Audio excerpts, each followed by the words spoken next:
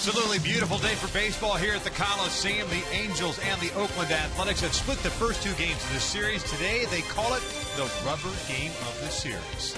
Hi, everybody, from inside the O.Co Coliseum, we welcome you back to Angels baseball here on Fox Sports West, along with Mark Gubiza. I'm Victor Rojas, and the Angels offense last night, of course, led by Mike Trout. Who else? A big night for him. Not only the home run, but the big double with the bases loaded. Yeah, Victor, he had been 5 for 34 in his last 10 games, but that was not the case last night. And take a look at our AT&T U-verse rewind. Boy, did he square up some baseballs and go some distance. Fastball out over the plate for Mike Trout. Got the barrel of the bat, the leverage lower part of his body, and crushed that ball over 450 feet for another home run here in Oakland. And then with the bases loaded, came through with a big double. That was the big at bat during the course of the game. That double that drove in a couple runs for Mike Trout, giving him 3 RBI on the night. Double home run, swinging the bat better. Mentioned what he had been doing his last 10 games. Well, as usual up here in Oakland, last 17, 9 home runs, 18 RBI for Mr. Trout. Swinging the bat well. The need for him, especially at number 3 spot today in the lineup, to be able to drive in some more runs. Yeah, you mentioned that. Albert Pujols dealing with the cramp in the hamstring of the left leg. That lineup is all shifted around. Eric Ibar leading things off. Even Cole Calhoun, the cleanup hitter this afternoon. That offense will try to support Garrett Richards, who's on the mound today, looking to pick up the series win. We're just about ready for baseball here in Oakland. Sit back and relax. Lineups and first pitch when we return. Angels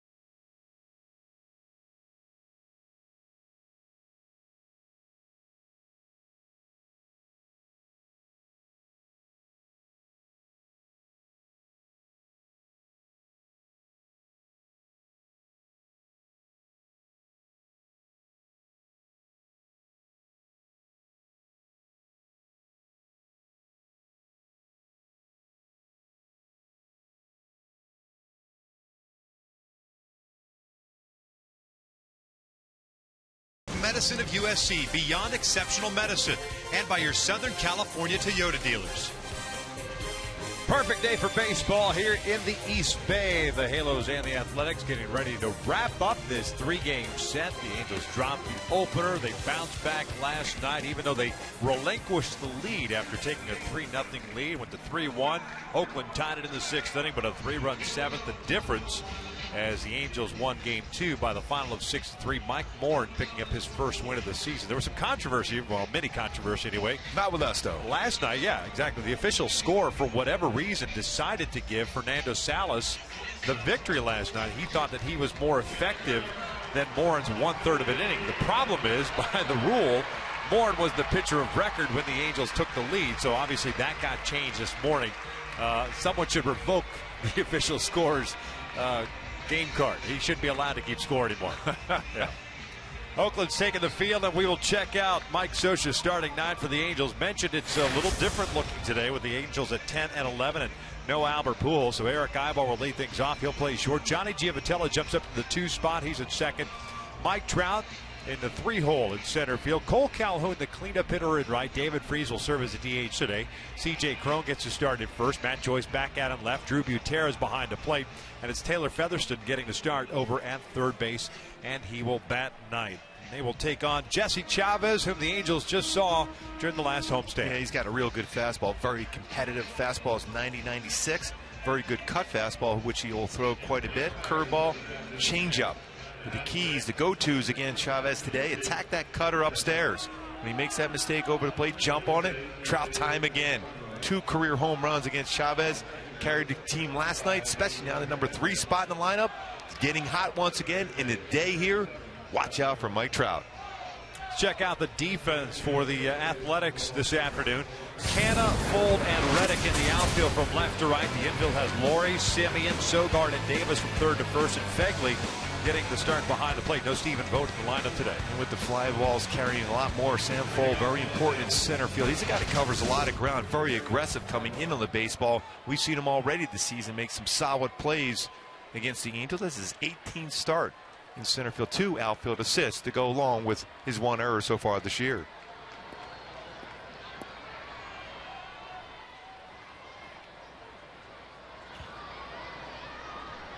Eric Aybar ready to lead things off, hitting .211 on the year. 1 double, 7 runs batted in. Picked up a big single in the first inning yesterday that brought home the first 2 runs of the game. First one today is outside for ball 1. Eric finished going 1 for 4.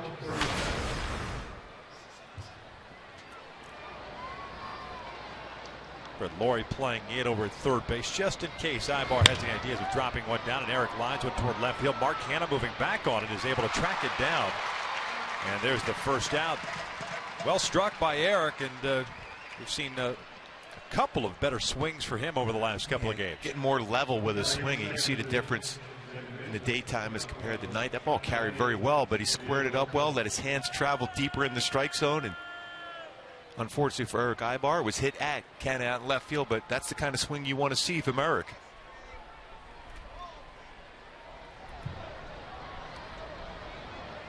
So 1 out at Johnny Giavotella to play. Cuts through the fastball. Giavotella .317 average with a home run, 9 runs batted in. Had a 2 for 4 game yesterday. His single in the 7th inning gave the Angels the lead again at 4-3. Of course, they tacked on 2 more on Trout's double with the bases loaded. It's inside.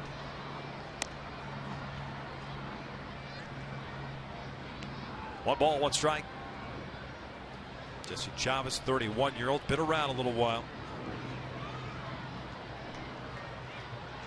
Took the loss on the 23rd at home. It's a game that was started by Nick Tropiano. It's on the outside corner, 1-2.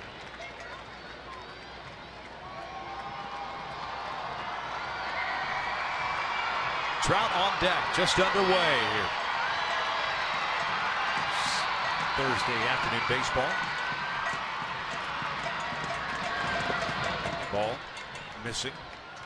It's 2 balls and 2 strikes. Chavez in that start against the Angels went 6 innings, gave up 2 runs, 1 earned. 1 hit, and that was a home run. Gave that up to Cole Calhoun. That was the game in which the Angels managed just 1 hit. Still picked up the 2-0 victory.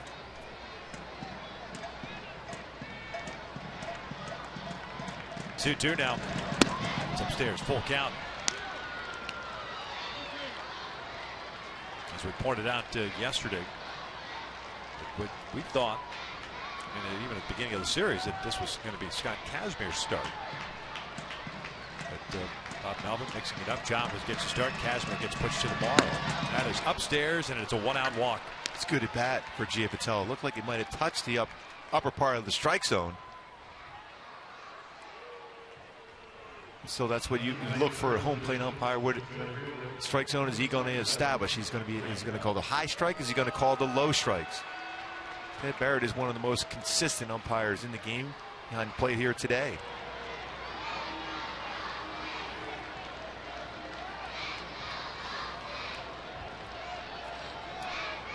John hitting .315 with 5 home runs, 14 RBIs. 2 for 3 game yesterday. First one's outside. Home run is 5th of the year. The double that he picked up later on in the ball game is 4th.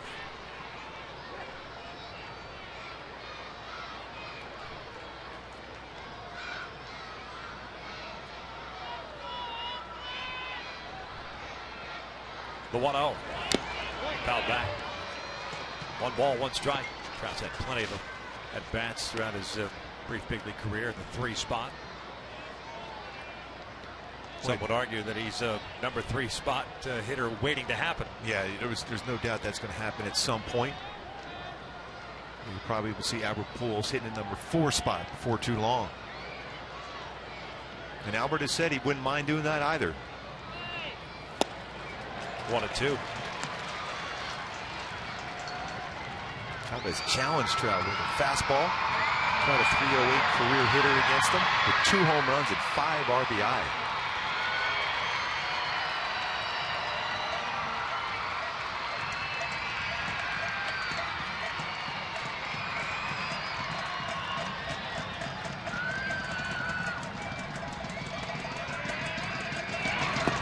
Lays off.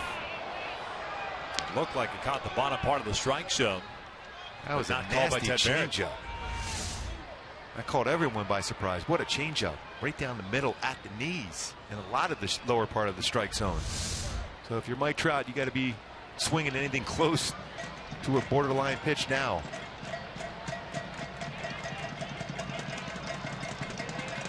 Two from Chavez. He swings and Cal tips that one into the mid. 2 down. Chavez with a pretty good sequence of pitches against Trout to finally get him out on a little cut fastball just off the outside corner. That one at 91, but the changeup before set up that pitch. So you know you have to expand your strike zone as a hitter when the pitch before was thrown so well and not called a strike.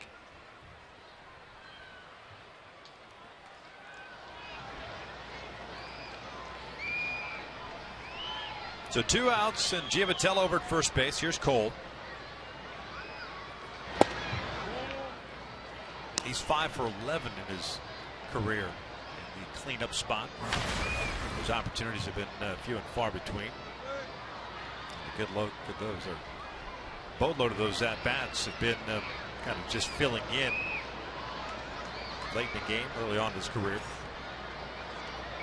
Giavitello with a short lead over at first. No score in the top of the first. Chavez will check in on him. Well, last game out against Chavez, he hit that 2-run home run, so a similar situation. Especially now in a good fastball count. He went up in the air, especially the right field here today. It's going to go a long way.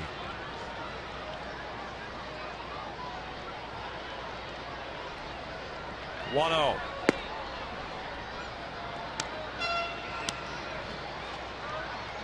Two balls and no strikes. Here, Richards getting his start for the Angels. Albert Pujols not in the lineup today. Came out of the game yesterday, but they're single to center field. And halfway down the line, grabbed at that left hamstring area, felt just a cramp. There's a strike 2-1. So they don't anticipate it missing a whole lot of time. You get the Giants over the weekend here at AT&T Park in San Francisco. So no DH in that one, so give him an opportunity to kind of kick the entire weekend off. I'm sure he'll be begging for a pinch hitting opportunity or something. No question.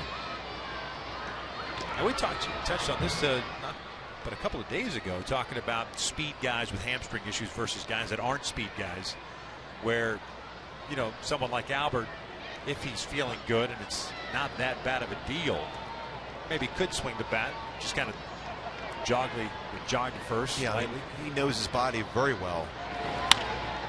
Bouncer down the line, foul. Dealing with all the leg issues he's had the last couple of seasons. Last year, completely healthy for the first time in a while. And he had said it was more, at that point, it was a cramp. And that's why you saw him pointing to the umpire. And then eventually, Rick Smith and Mike Socha said, give me some time. Let me see if I can stretch this out. And then when he got back to the dugout, he says sore, but he doesn't really anticipate being out too long. Cool night last night as well. Yeah, if we were to play in American League club this weekend, I guarantee you we'd probably be in the lineup at some point during the weekend. Still might see him in San Francisco. 2-2. Popped up third base side. Laurie will give it a look with all the foul room here. We'll go into the seats. Count remains at 2 balls and 2 strikes. Why is there a lot of foul territory here in this ballpark?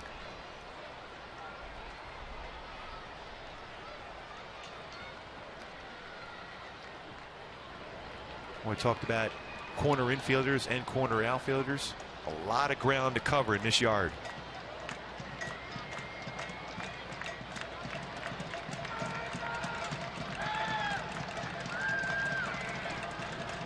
$18 pitches thrown by Chavez. 9 balls, 9 strikes. Cole backs out. 3 previous starts in the cleanup spot in 2013. 2-2 again. Ball in the dirt. Giavatello's going to try to advance and throw down by Fegley. A good one, and Giavatello's thrown out. Not a good read by Giavatello as Calhoun had a full count. And that'll end the first inning. Yeah, especially when it's going to be a full count, you're going to be able to run. Fegley with a very good throw the second, finish off the inning.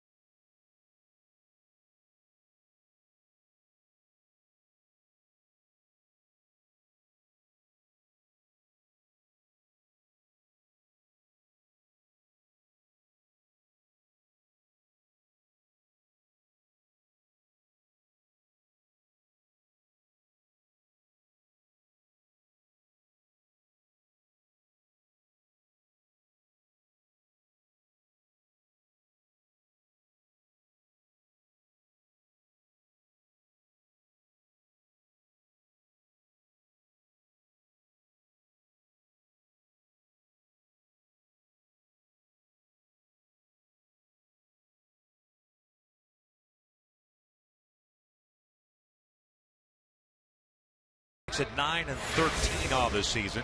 Pretty much the same exact lineup, only one change, and that is in left field. But you've got Fold, Simeon, and Davis, Butler, Reddick, Laurie. Canna gets a start in left field. Sogard is the second baseman. Josh Fegley behind a plate. So no Stephen Vogt in the lineup, and Craig Gentry, who started out in left field the first 2 games, is also not in the lineup. Taking on Garrett, 1-1 with a 3.75 ERA, and really, Mark, when you look at it, not the best of numbers in this ballpark. Yeah, he hasn't, but he threw the ball exceptionally well his last time out, that's for sure. 98 pitches.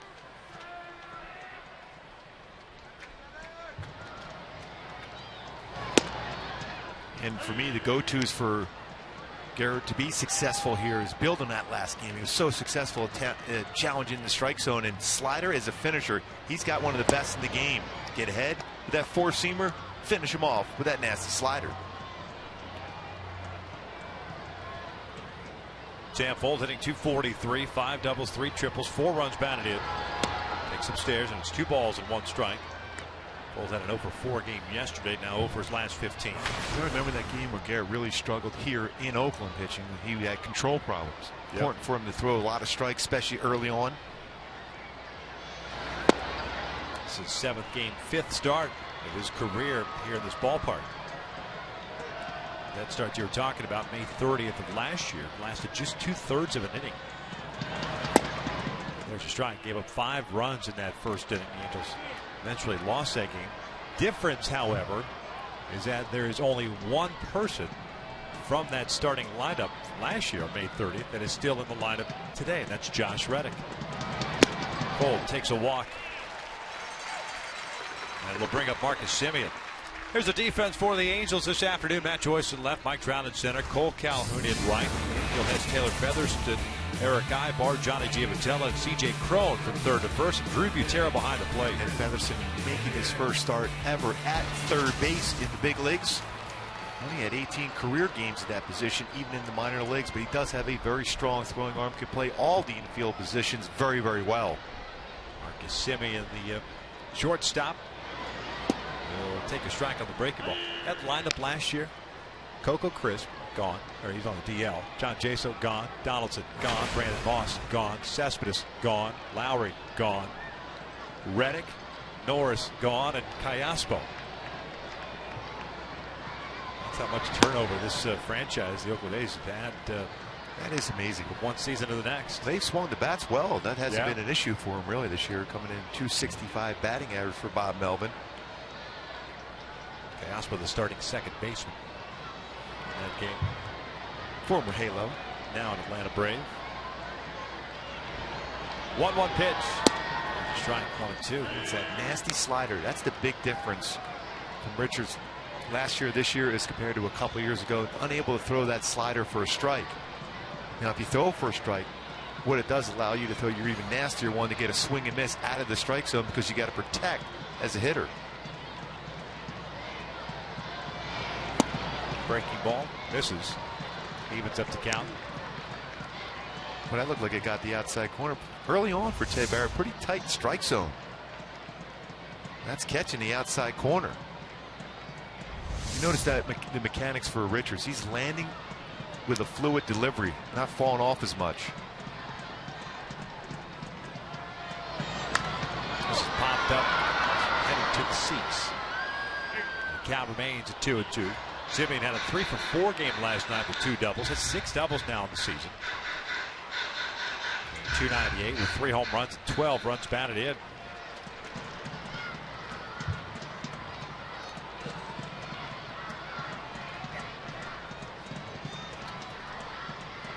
Played 64 games with the White Sox last year.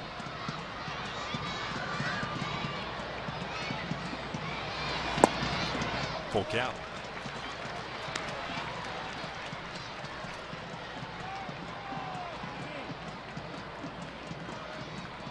That's a pretty good take for a young hitter against a nasty slider like that, especially that Richards has thrown a couple in the sequence in the strike zone. Fold was over at first base, drew the walk. 3-2, 1 around, 1 down. The Hyundai key for this game today for the Angels to be successful. You need Garrett Richards. Take your time, little Sam Hunt.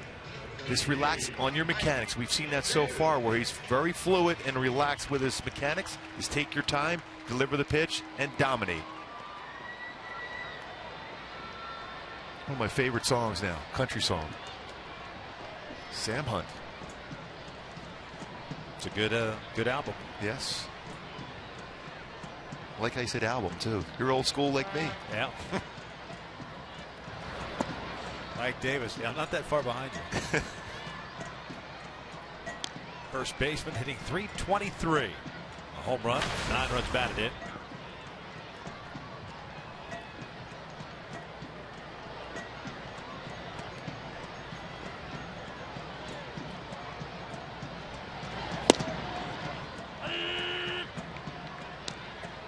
Isn't vinyl making a comeback? Seriously, aren't they starting to press some vinyl now? That's why I still have all my albums. Save them all in good condition. Do you have a turntable? Yes, I do. A good one or like an old one? An old one, yeah. As usual, I'm getting there. Getting there. Almost there. For a turntable, the newer one. Miss 1 and 2. Davis had a 1-for-4 game last night with an RBI double. Especially when the kids say, hey, Dad, get a new one. So the old ones work well. You know, the RCA ones, back in the day. RCA Victor. Oh, yeah.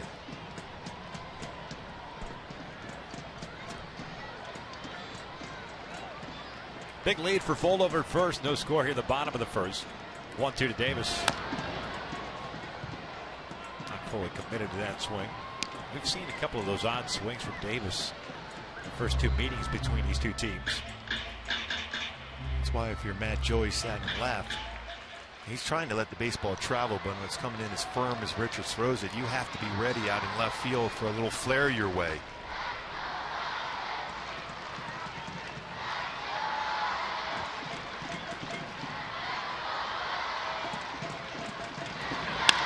Shoots one towards third, off the glove of Featherston. Nice job by Taylor to knock it down.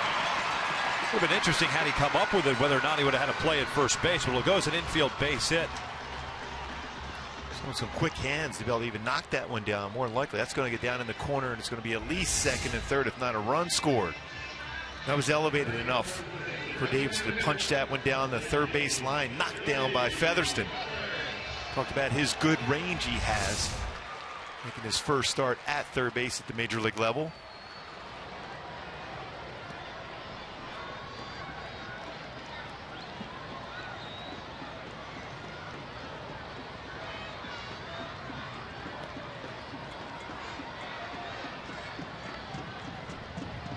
So Billy Butler will bat with 2 on, 1 out. He'll look at an off-speed pitch low. Butler hitting .298, 3 home runs, 12 runs batted in.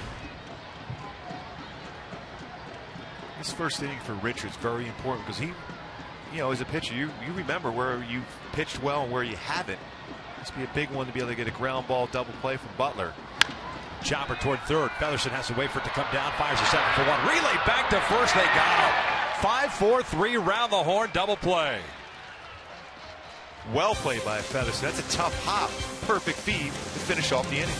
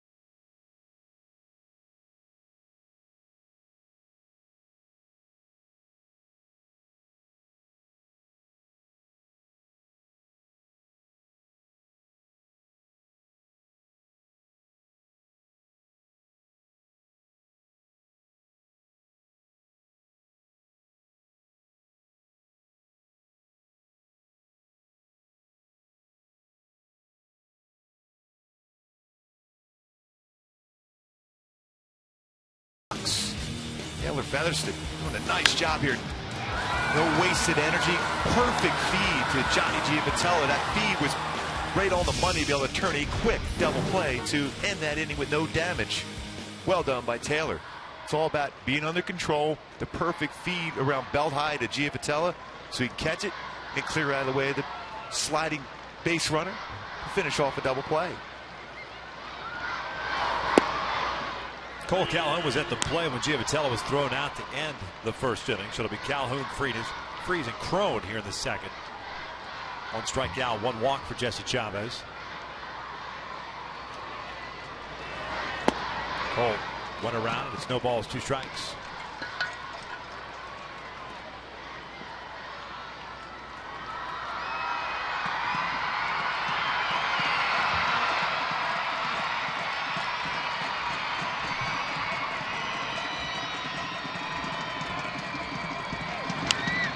Foul back.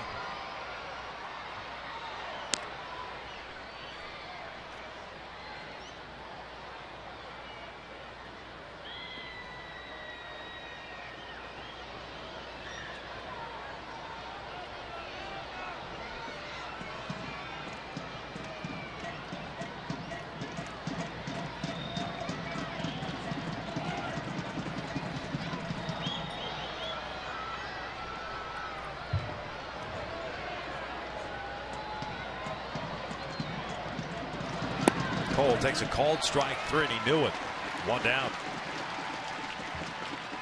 Well, Chavez has thrown a lot more changeups in this game. His last start out was against the Angels. A lot more cut fastballs. Has made an adjustment. His changeup has been great so far. Amazing you make an adjustment after going 6 innings, allowing just 1 hit against a team. Got the loss though.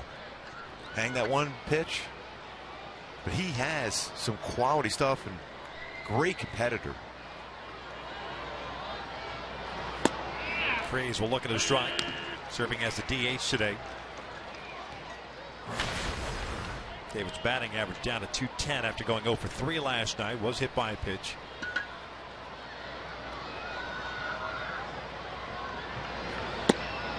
Still the team lead in RBIs by 1 over Mike Trout. He has 15 on the season. 4 home runs, 4 doubles.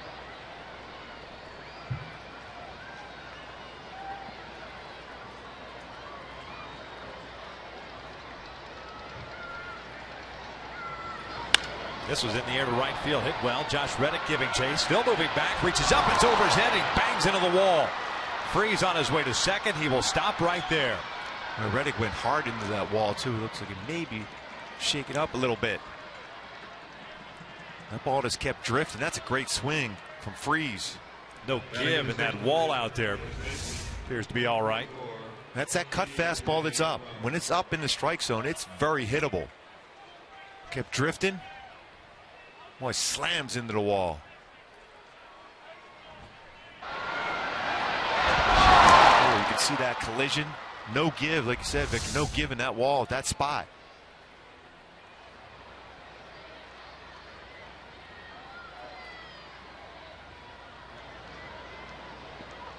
And that's the pitch as a hitter, especially a right-handed batter.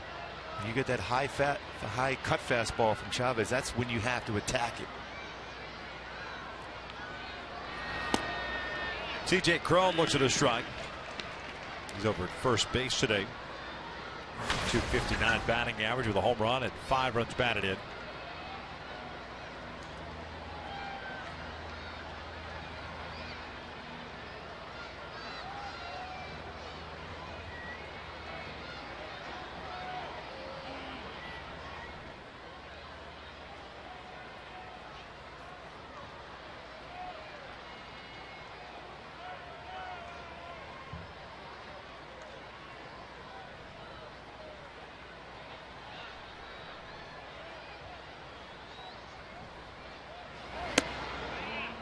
Back inside. We've seen a lot of these ace pitchers really busting hitters, especially right-handed batters, in quite a bit. One thing that Kurt Young, the pitching coach for Oakland, preaches: working quickly, fastballs in, and changeups a big part of your success.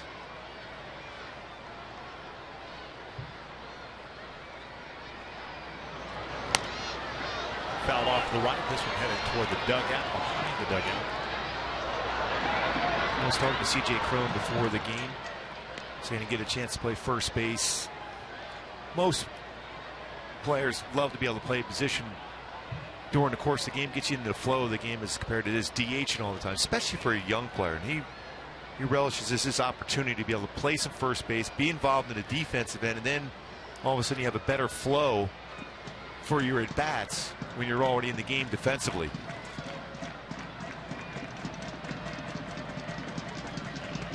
Man in scoring position, David Freese with a 1-out double, his 5th of the year. Halos last night 3 for 8 with men in scoring position. 4 for 10 in the series.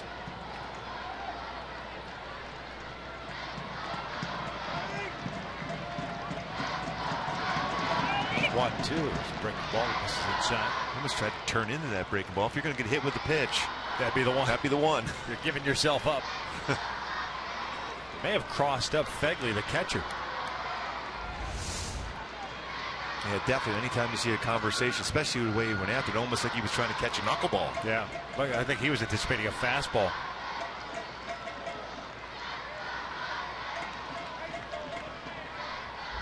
And we've always said if you're going to be crossed up, that's the way you want to be crossed up, not looking for a breaking ball and then get a fastball. A lot of kids in attendance here Thursday afternoon. Beautiful day, 77 degrees at first pitch. After a couple of cool nights here. Full count.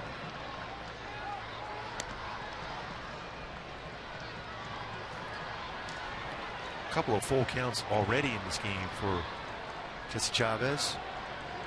He's thrown 31 pitches already. That'll be an issue for him. This is only his 2nd start. 21 starts for Oakland last season. Went 8-8 with a 3.45. Payoff to Crone. That one was fouled back. Crone chasing a pitch around his neck. Fouls it back. Would have been ball 4. Ted will reset and do it again. Joyce waits on down. No score in the 2nd. Mark Trumbo used to swing at that pitch quite a bit, that high fastball. C.J. Crone will go and chase that high fastball, but if it's a little bit lower, that's the pitch he can hit out of the ballpark, though. Aren't too many guys like Trumbo who are able to tomahawk that one, get on top of that baseball at that part of the strike zone. Now the 3-2. Swing and a miss. Down goes Crone. 2 outs. 3rd strikeout of the game for Chavez. Hey, folks, on Tuesday, come celebrate Cinco de Mayo when the Angels take on the Mariners at 7:05. Fans in attendance will receive a sombrero. Nice. Courtesy of State Farm, and attempt to set yet another Guinness World Record. Purchase your tickets today at the Angels Stadium Ticket Office or at angels.com. Yes, can't wait. Seattle Mariners in town for 3, then the Astros red hot. Smolder. Yeah, the Astros go up to Seattle right now, right? Or no, Seattle goes there? Houston's hosting Seattle for a 4-game series. No, it was, I know they were playing a 4-game series. Yeah, next weekend Houston will be at the Big A for a 4-game series as Joyce lost a lazy fly ball to shallow right center field. Sam Fuld takes charge. In the 2nd, we'll head to the bottom of the 2nd with no score.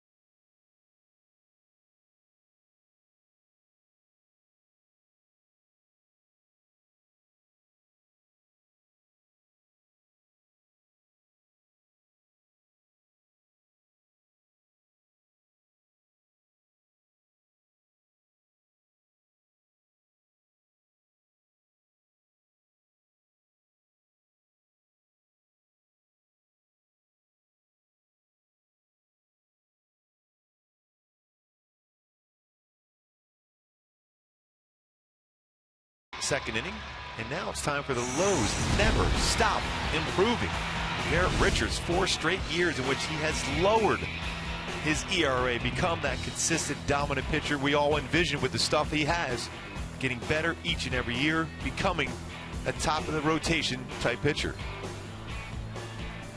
Garrett back to work with no score in the second. Josh Reddick, Brett Lawrie, and Mark Canha. And he's throwing strikes and punching out batters each year, getting better. First one missing up high. Reddick getting 358, off to a red hot start. A couple of home runs, 12 runs batted in. 1 for 3 game yesterday with an RBI single. 2-0.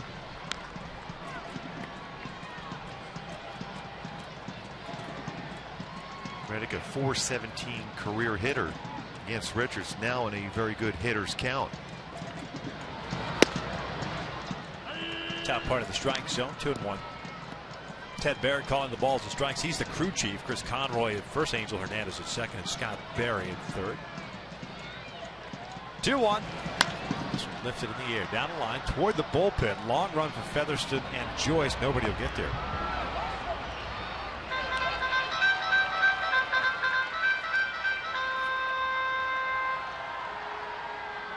Man, there's a lot of room. Foul territory here. Nice. Yeah, there is. Very cool. Fan did.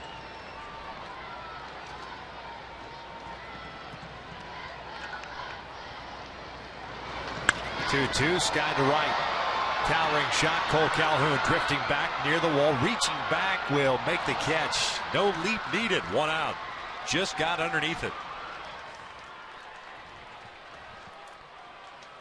This slider kind of had more of a curveball type break to it. And stayed middle part of the plate. Just got underneath it. Calhoun getting his glove back to the wall just in case he had a jump. Makes the play before he gets to that wall. Brett Lawrie looks at strike one. The third baseman hitting .225. A couple of home runs and 10 runs batted in. He homered in the opening game of the series Tuesday. 1 for 4 game yesterday with a couple of strikeouts. That'll keep you from looking at over the plate. That running fastball up and in. Especially that good breaking ball that we've seen already in this game from Richards. And you're going to see a lot of breaking balls when you face Brett Lawrie. Out to right. Cole is there. 2 down. Angels take on the Astros on May the 8th at 7:05. And the first 20,000 adults in attendance will receive a Mother's Day tote courtesy of Farmer John. Getting you ready for Mother's Day. That's on Sunday. Right around the corner. Pick up a tote. And you can, swing by Ralph's, pick up some flowers, and just call it a day. Get that scarf too, you remember. Oh, that's right. You can put that in the bag and you're set. Mark Canha looks at the strike. Canha, the left fielder today, been ill the last couple of days. That's why Gentry got the start in left. Rule 5 selection. Taps this one foul. Got a lot of fastballs early on to start the season. And his numbers are up, and now seeing a bevy of off-speed stuff. Batting average gone down to .250. Has 1 home run, 7 runs batted in. He had a big spring training for him also. Flips this one out to right field. A breaking ball, a 2-out base hit. A pretty good piece of hitting for a young player. Went down and got a breaking ball. Off the plate also. Yeah, Canha and Marcus Semien, college teammates at Berkeley. Another slider. Just punch it out the right field. Then try to do a lot with his swing. Shorten up his swing. What I've noticed from Garrett's breaking ball, his slider so far, is more of a curveball type break. But when Garrett throws a curveball, he has that index finger off the baseball when he snaps it. He's controlled this slider a little bit better in the strike zone. Fastball missing down and in. Garrett looks a little frustrated. Command of the fastball is not quite there. He's thrown 32 pitches through an inning and 2/3 so far. Looks like the approach, because he hasn't thrown enough inside fastball, especially to some of the righties, is trying to hit the ball the other way. All three baseballs hit the right field this inning. 2 caught, 1 for a hit. 2-0. He hasn't had control of his fastball yet. It's still firm, 95, 96. Once he starts working that fastball both sides of the plate in the strike zone, that even makes that slider and curveball that much better. 2-out single for Canna. He's over at first base. Sogard looks to the strike. A second baseman at 250 on the year. 3 doubles and a triple. Picked up one of those doubles in the 7th inning last night, a leadoff double. And Fernando Salas worked around that. Houston Street eventually closed it out for the Angels. 8 saves on the year for Houston.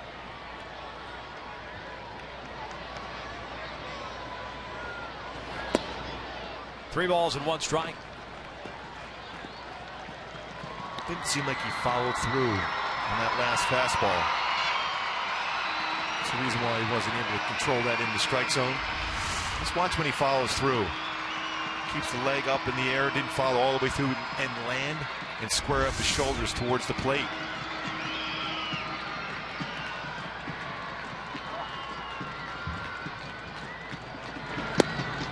Full count.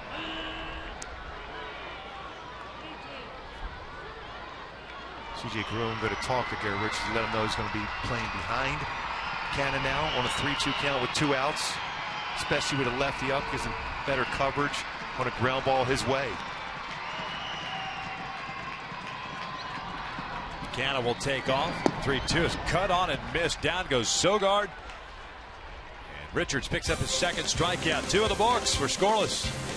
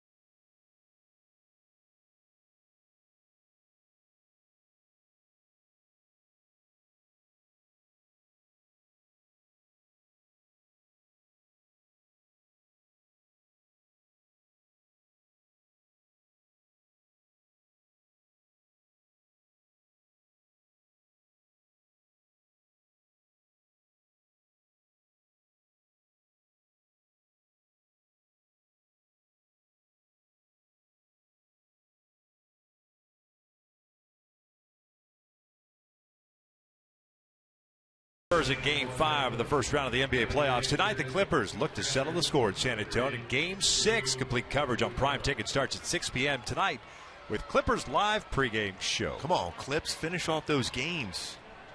Had an opportunity to be able to close that one out at home. Just give the ball to Crawford. Jamal Crawford is clutch at the end of a game. He's not afraid to shoot either. 8, 9, and 1 for the Angels here in the third. Butera, Featherston, and Ibar face Jesse Chavez. 3 strikeouts, 1 walk. And 1 hit allowed. That was the double to David Freese with 1 out in the second. David was stranded at second base. Butera getting to start behind the plate today. 3 for 14 on the season. Fouled back. Chris Iannetta continues to struggle mightily. Butera got the start on Tuesday. Iannetta last night. Chris ended up going 0 for 4, so his batting average is dipped below 100. And The definition of pressing right now. Ball fouled off. Count remains at 0-2. And missing pitches he should crush, and swinging at pitchers' pitches out of the strike zone. Expanding the zone. As a hitter, it's never a good thing. Drew will see some action over the weekend, I'm sure. You've got night game tomorrow against the Giants and back-to-back day games Saturday and Sunday. Some down the line foul.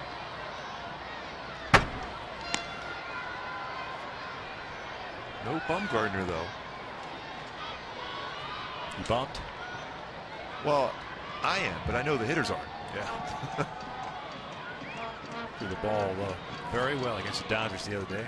Locked up with Clayton Kershaw. He's faced him 5 times now. And Kershaw 1-3 when he's been locked up against Bumgarner. Now both have pitched very well in those games. Right. You're talking about 2 of the best pitchers in all of baseball. And Bumgarner winning the majority of those games. At least the team winning the majority of those games.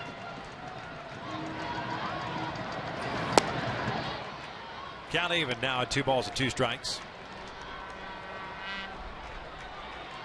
Injury bug has hit the Dodgers. And he went from having a lot of outfielders to not having a lot of outfielders, with Puig, Crawford both on the disabled list. That's a line towards center, a base hit. Well struck baseball by Drew Buter, and the Angels get a leadoff single.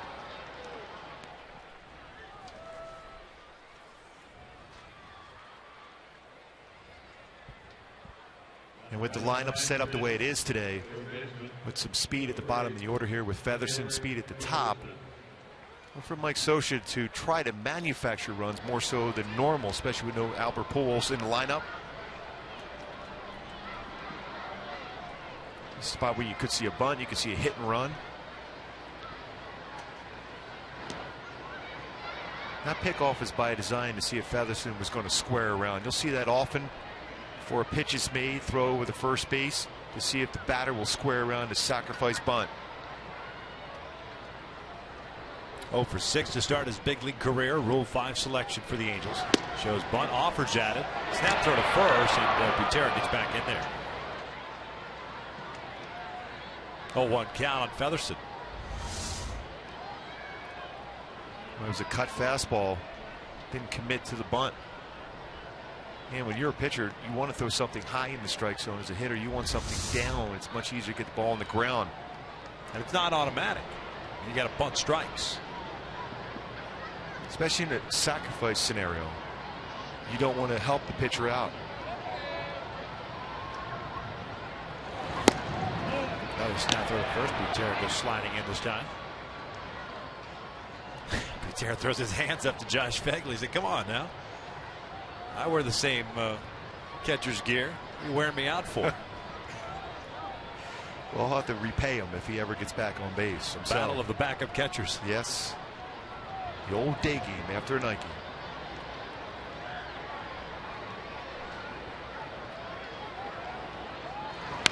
Push bunt on the first base side. Chavez will pick it up.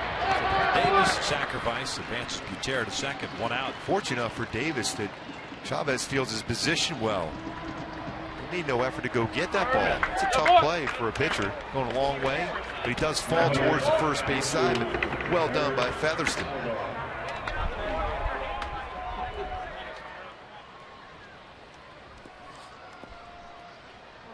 The top of the order now, Eric Ibar up with 1 out, a man in scoring position.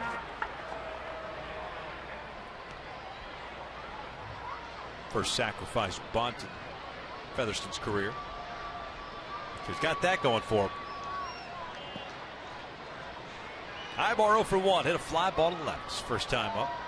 Big hole on the left side of the infield with Simeon, the shortstop, trying to keep Buter close to the bag, and now Phegley and Chavez is going to talk to Joe. Remember, there was a cross-up last inning with Freese at second base.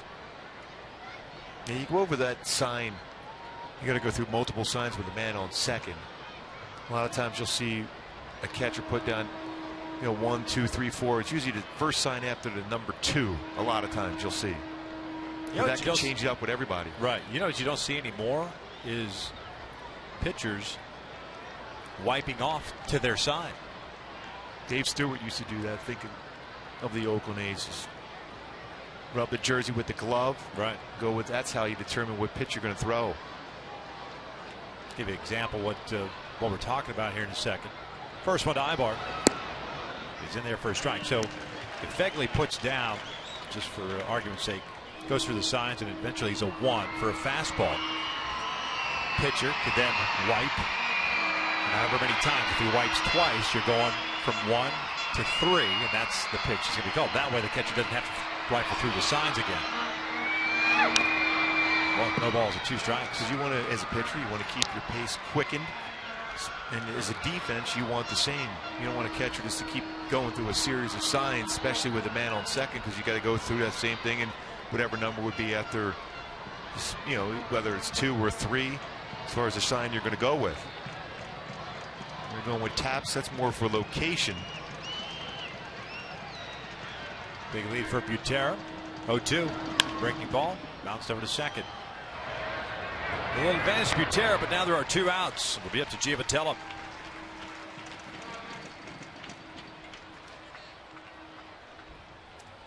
Johnny drew a walk in the first inning.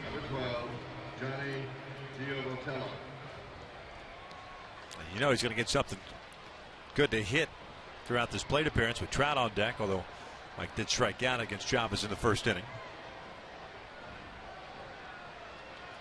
One guy in the lineup that you don't want to beat you. It's good old 27. Yeah, I mean, if you're Giavotella, you have to be thinking a lot of fastballs, except for the first pitch. Right.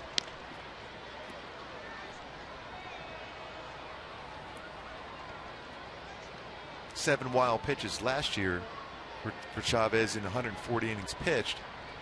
Occasional bounces, breaking ball. 1 ball, 1 strike.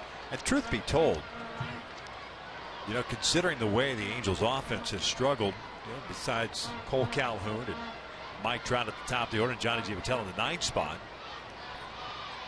I'm surprised teams are still pitching to Mike Trout. That's not a knock on Albert, but until Albert gets going, I wouldn't pitch to him. It's like Miguel Cabrera with Detroit. 1-2. Even though Victor Martinez is behind him, he doesn't have his legs behind him. But if people are still pitching to Miguel Cabrera and he's having a fantastic start himself, I would never throw him a strike. Right. I would make Trout get himself out. I would throw everything out of the strike zone at this particular point.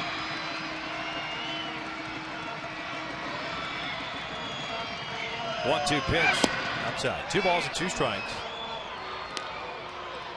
I mean, go back to last night's ballgame. If Fernando Abad attacks Cole Calhoun and gets Cole, you know that the A's are going to walk Trout at that point to load the bases with 2 outs. He didn't come close to him before. What do you throw him? A 3-1 break ball. That goes back to the last time Cole hit the home run against Abad. Johnny flips one out to center field. He does it again. 1-0 Angels. What did you call him? Johnny Be Good. The RBI single, his 10th RBI of the season. Just fought that one off. And the energy player, Johnny Giavotella, is trying to put the ball in play, use that middle of the field. Do an indoor cut fastball. Started at the hip, try to catch the corner, and as soon as he hits that base hit, he's running down the line, looking in his dugout. His teammates love him. They love the energy he brings.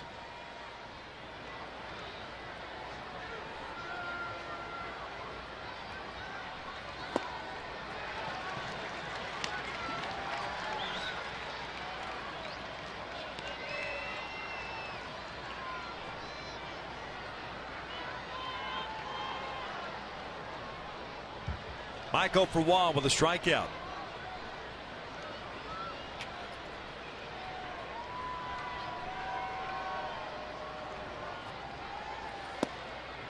One ball and strike. 3 hits now allowed by Chavez. 1 in the second, 2 here in the third. And 54 pitches.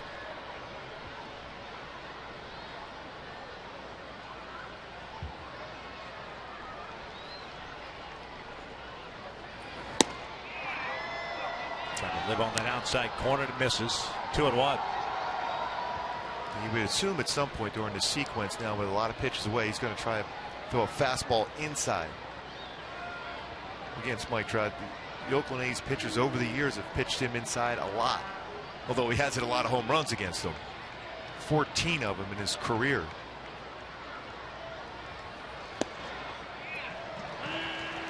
Everything has been away pretty much in this plate appearance. Another good changeup. He's thrown about 5 or 6 already in this game that have been solid.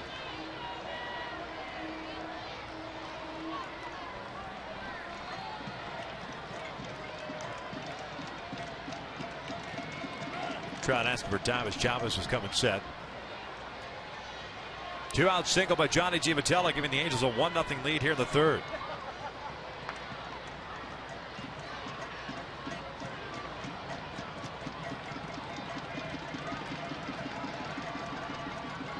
Angels have taken the early lead in all 3 games in this series. 56 pitches thrown for Chavez, 35 of them in the strike zone. He's had a number of full counts.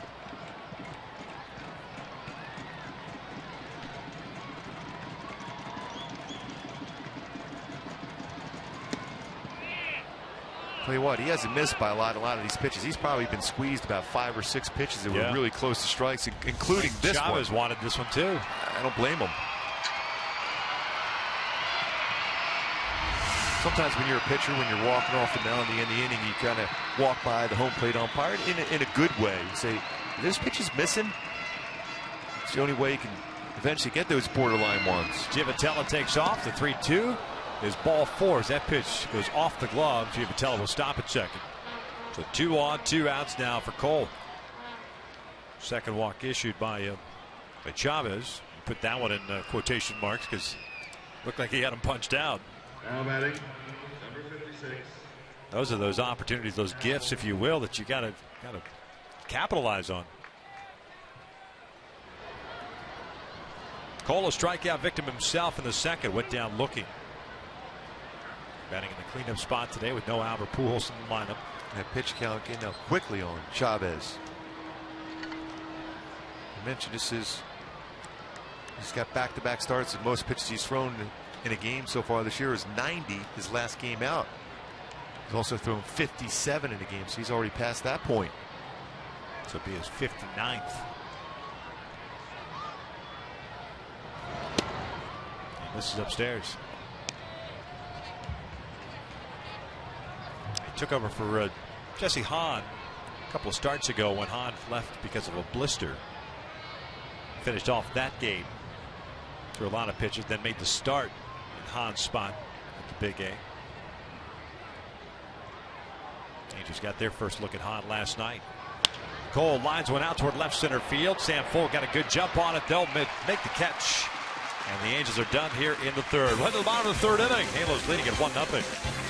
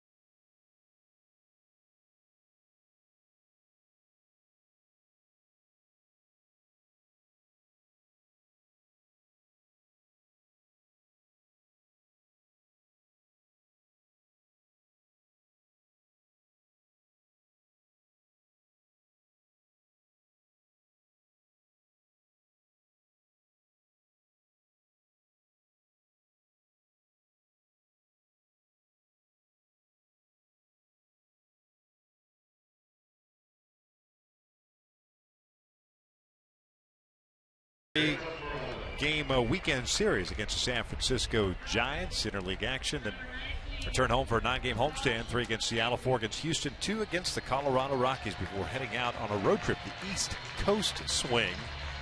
Baltimore, Toronto for 4. Shocker. Always 4 in Toronto. And 3 at Fenway Park. It's going to be fun to go to AT&T Park this weekend against the Giants. Tim Lincecum on the mound on Sunday against Weaver.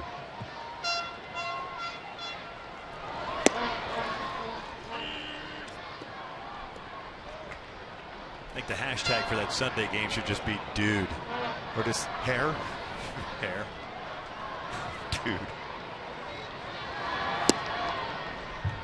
I go Joey Lawrence, go whoa. There really is never a bad time to reference Joey Lawrence. 9-1-2 for Oakland. Whoa. He's a Philly guy too. Oh, shocker. Surprise, surprise. Oh man, the sheer brilliance. What do you manage the famous people from Philadelphia Wikipedia page? Yes. Josh Begley, Sam Fuld, Marcus Semien face Garrett Richards. He's fallen behind here. 3 balls and 1 strike. Begley the catcher today. He's 5 for 20 this year. Back. Full count. Man.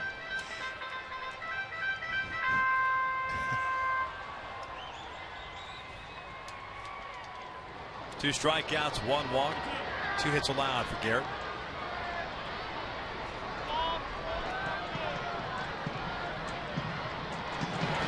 Two popped up. Playable for Chrome. 1 out. Another 95-mile-an-hour fastball from Richards.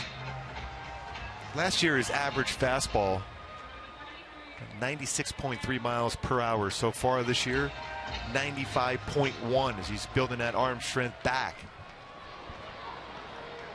Getting close to where he was last year as far as velocity. Way more under control as far as mechanics.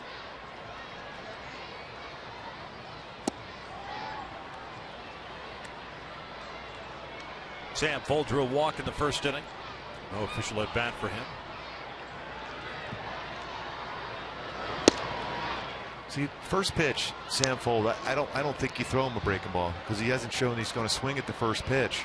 Even though Garrett has thrown that first strike, but when you throw 95, 96, you can even afford to challenge a guy with a fastball that he's not going to jump on that pitch because of that movement and that velocity. Right. Save that breaking ball for when you're ahead of the count against a guy that always takes the first pitch. 2-2. The other thing too is that you have a guy. Could he hit one out of the ballpark? Sure. What are the odds of him doing that if he does decide to pull the trigger? So the odds are in your favor. But for the most part, he's going to keep the ball in the ballpark. 2-2 check swing. They wanted an appeal, did not go. I think he might have a better chance to hit one out on a breaking ball that hangs over the plate if he's going to swing the first pitch, because that's what you're going to try to throw, that get over breaking ball. Right. So I just go with your best pitch, a fastball from Richards, get ahead of the count, then finish him off. 3-2. Fuld chops on the ground to second. Giavitello waits for it. Drops. I think Garrett has done a real nice job. He even told me this in the whole rehab process coming back from his knee injury, how comfortable he is with his mechanics. He's under control. That's great balance over the pitching rubber, and it lands firmly straight with his shoulders and landing towards the target. Before, you used to see some of his pitches where when he landed, he was already falling towards the first base bag.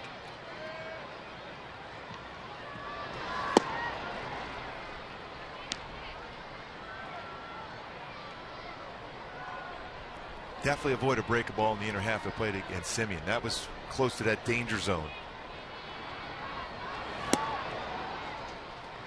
He's been constantly behind, or so it seems, for the first 2+ innings.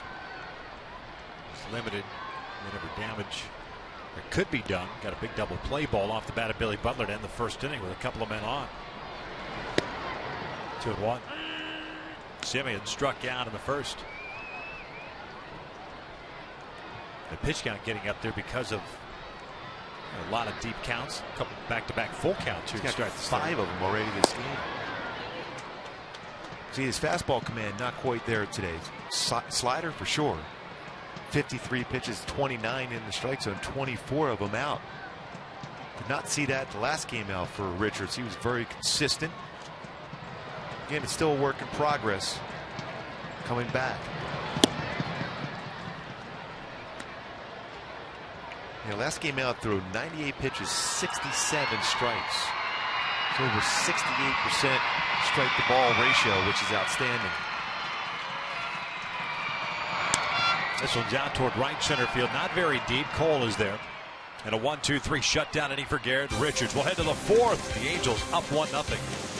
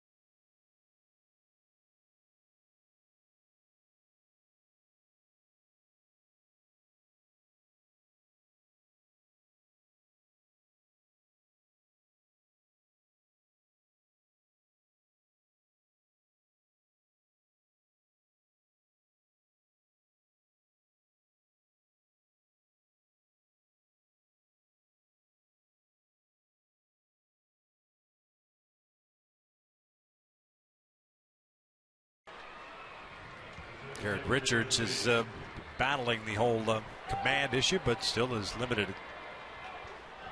Ducks live tonight. Don't forget post-game coverage. Calgary Flames and Ducks in Game 1. Game 1.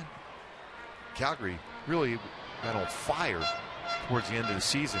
Took out a very good Vancouver club. Should be a great series. I think Ken French is pumped up. Oh, yeah. I already texted him it in. Did you? Quack, quack. Quack, quack. Did you? He says right on. So I like the quack quacks in 6. Ground ball to the right side. Sogard far to his left. Nobody's playing first base. Ike Davis stopped. Well, that is a poor defensive play on Ike Davis's part.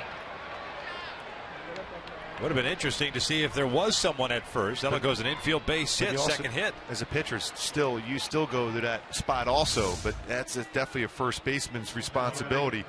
He makes the effort to go that way. Chavez becomes a spectator. Anything hit on that side of the infield as a pitcher, you have to cover the base. Would have been a long run back for Davis. Sogard with some very good range. You can see his reaction, no one there. Chavez did not even break off the pitching mound. That to me is more of a product of not knowing where your first baseman is at then. As Cron swings through the first one. Because if you look back and see defensively where he's at, then you realize you've got coverage. I know that most times pitchers are thinking anything slowly hit to the right side, I better hustle to get over there. But something firmly hit, odds are.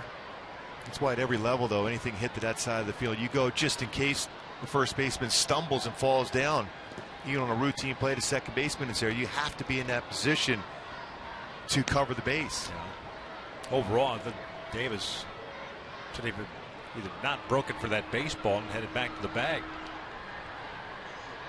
Nowhere near first base. Boy, a lot of times, though, when you see a pitcher not covering the base, he's more apt to make a mistake the very next batter. And with C.J. Cron's power, you hope he does make a mistake here.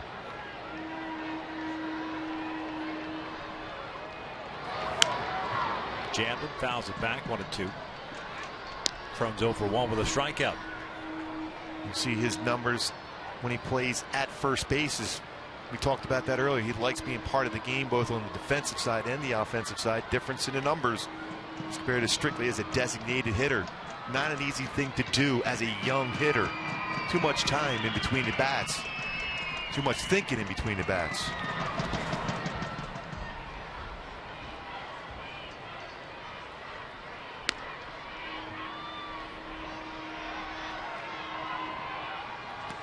There's Albert.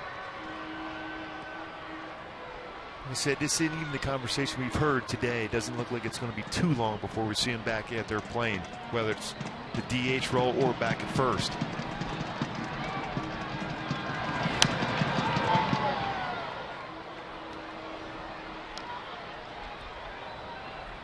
CJ reaching for that fastball. He's trying to stay alive in his at-bat. 91-mile-an-hour fastball, lower part of the strike zone.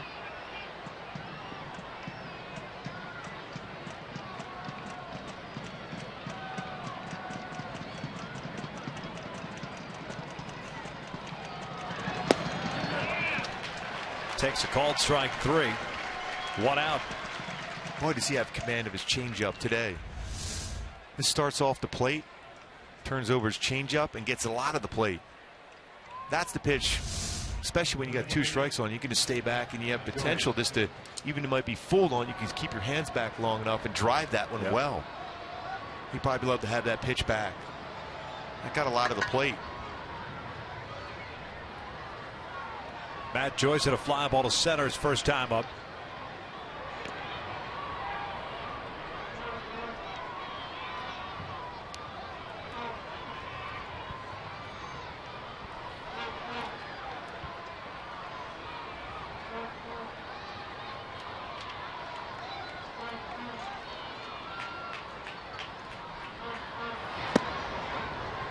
Takes upstairs. Chavez with 2 walks, 4 strikeouts, 3 hits allowed. Pardon me, 4 hits allowed with the Freeze infield base hit to start off this 4th inning.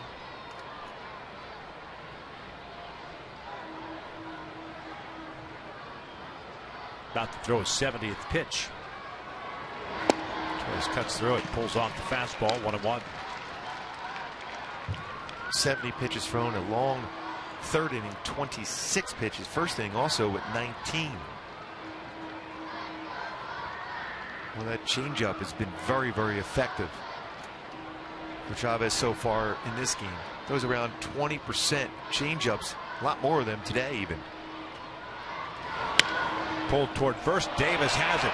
Touches the bag, fires to second. It's a tag play, but Freeze able to get in there safely. Where did that ball hit him? Looked like it got him on the shoulder. Rick Smith and Mike Scioscia were starting to run out there, but Freeze waves him off.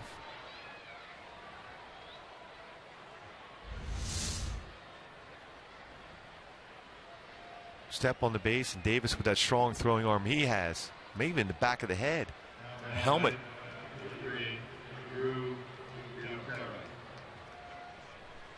The 2 outs and a man in scoring position. Yeah, I got him in the helmet.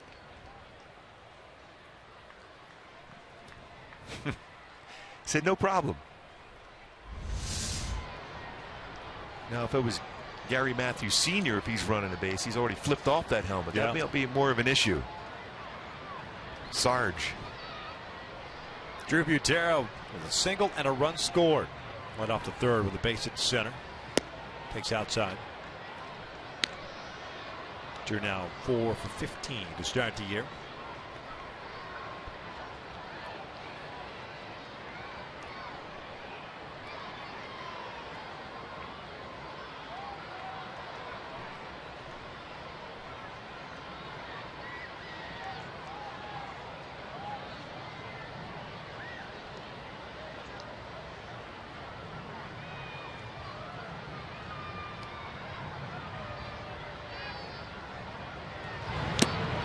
Snap throw to second base and got Freeze hung up and out at 3rd. Freeze says he got the hand in there.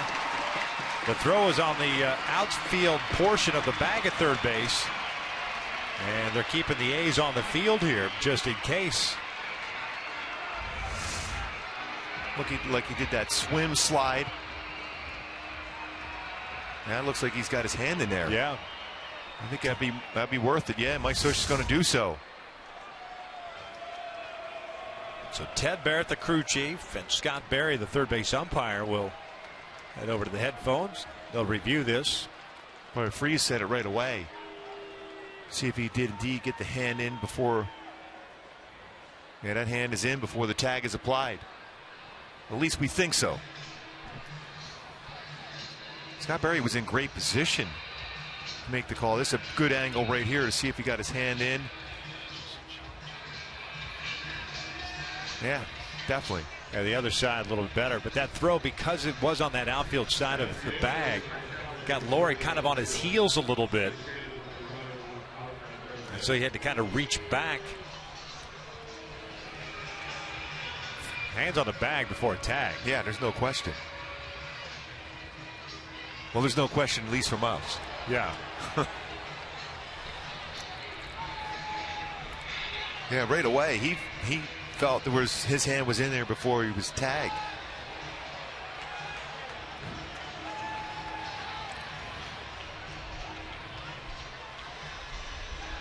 So far in this inning, Freese has had an eventful journey around the bases. Got hit with a throw from Mike Davis, and that one got called out on the tag, but looked like he got his hand in at third base.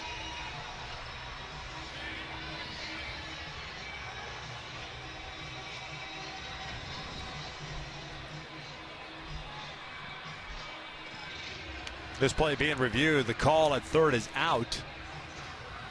If it stands, it's the third out of the inning.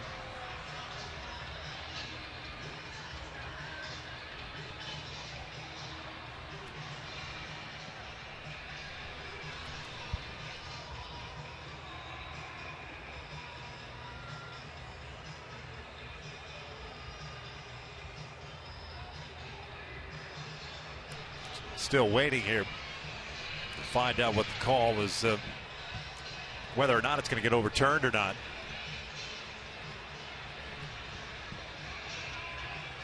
That's a long look back at New York. Well, it just looks like he got his hand in there before the tag was applied.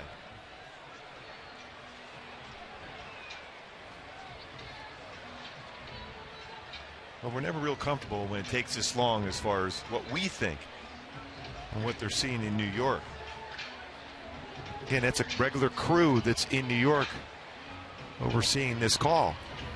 I mean, both angles, whether from the inside part, the infield side camera angle, or the outfield side, shows like the hand got there before the tag is applied on the chest.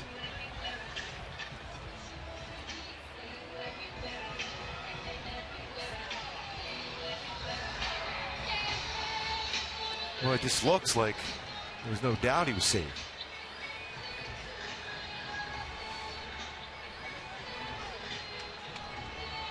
No, for all the time that you make up with the pace of play rules. Boy, right there, even they're showing it on the Yeah. scoreboard here. You can see his hand is on the base before the tag was applied by Brett Laurie on the chest area of David Freese. You got to do a better job of moving this thing along, especially if it stands out as obvious as it is. I mean, you're not even getting many folks complaining about it here at the Coliseum.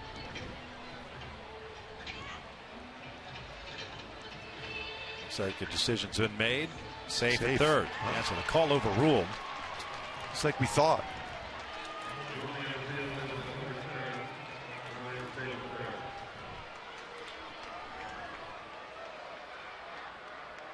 Stolen base for David Freese. First of the year for Freese. Single and a double and a stolen base in this game so far for David Freese. 1-1 count on Drew Butera now with 2 outs and a man at third. Now forces Chavez to throw some more pitches, and also potential, the way this is going for David Freese, he might as well try to score on a wild pitch right now.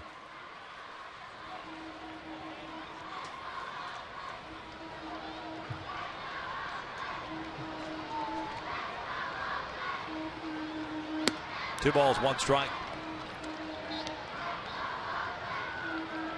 Chavez didn't really taking the extra I was surprised. pitches either. No. Sat around for a long time. 2-1 now. Strike on the inside corner.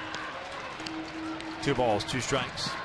Well, even though he's thrown quite a few pitches already in this game, 75 of them, he hasn't missed by a lot on even the pitches that are called out of the strike zone. Been real close. Yeah, he's been squeezed a couple of times. Breaking ball down and away. Nice block by Fegley. Another full count. We've seen a number of full counts from both pitchers in this game.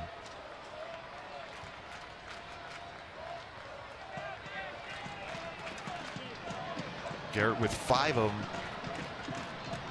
through 3 innings. 3-2. Tara fouls it back inside. Well, they certainly had the attention of everyone back in New York because this is the only game that's currently being played. One final. St. Louis beating Philadelphia 9-3.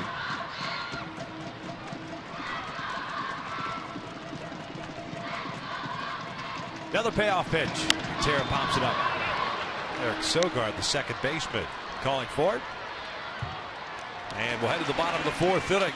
Middle part of the order coming up for Oakland with the Angels up 1-0.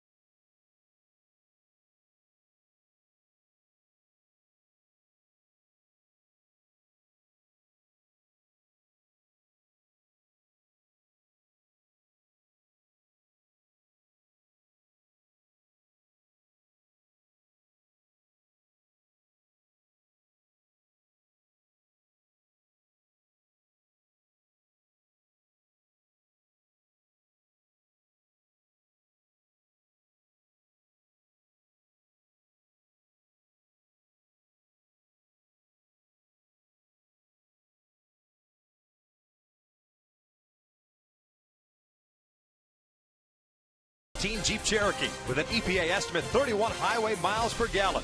Visit Jeep.com for more information. And by AT&T Uverse, more live TV channels on the go than cable.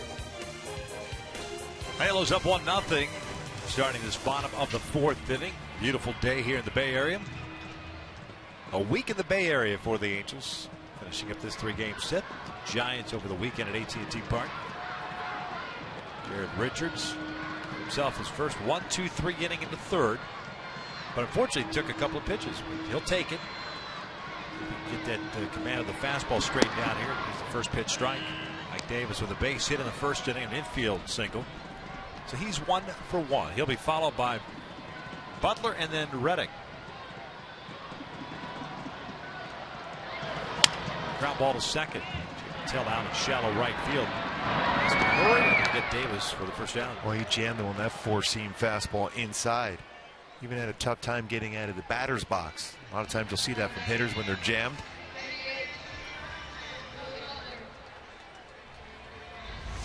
We'll run that one in. It's that late movement underneath the barrel of the bat. You know, I know defensive shifts have been kind of coming into play more so over the last several seasons.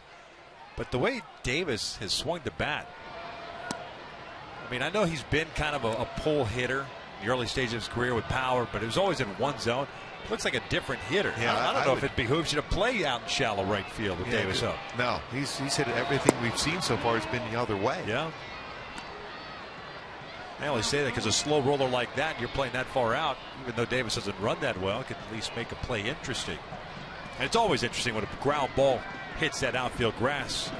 Because it's different. Strike. I remember talking to Howie Kendrick about that a lot.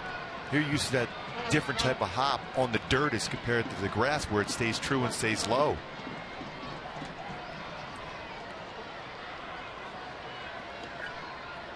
Two one. Butler bounces the foul. 2 balls, 2 strikes. He grounded into a double play that ended the first inning.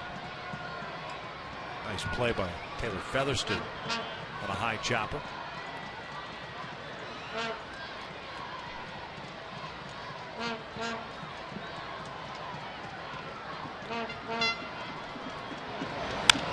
Down the right field line, slicing toward the bullpen. And over the pen. A unique bullpen here in Oakland. You can hear some nice choice words down there when you're warming up. Always rooting for you. Pretty much like in every bullpen, visiting bullpen. But there you feel like you're actually sitting in the stands. Now, Candlestick for a while used to have the box behind the fence in left field next to the bleachers. Butler swing and a miss, 2 down. That thing was, you know, like a wooden box. Couldn't have been no more than maybe 10 feet in width. So everybody's in there, and you heard everything. And then they eventually moved the bullpens down the line there at Candlestick. Remember, even Tiger Stadium, old Tiger Stadium, had this submarine for the bullpen. Yeah, that was fun.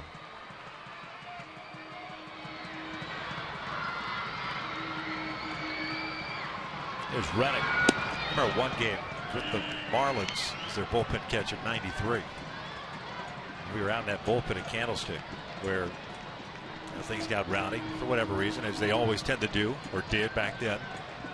They had that bullpen phone at the point where someone from the bleachers was able to reach the cord of the bullpen phone, and all you saw on the wall is the phone going up and down, because they were yanking on that cord trying to rip the phone out just because they wanted a baseball. Reddick flips one out towards second base, jammed shot, and Giavatello put it away. A 1-2-3 inning for Garrett Richards, who's retired now 7 in a row. We'll head to the 5th with the Angels on top.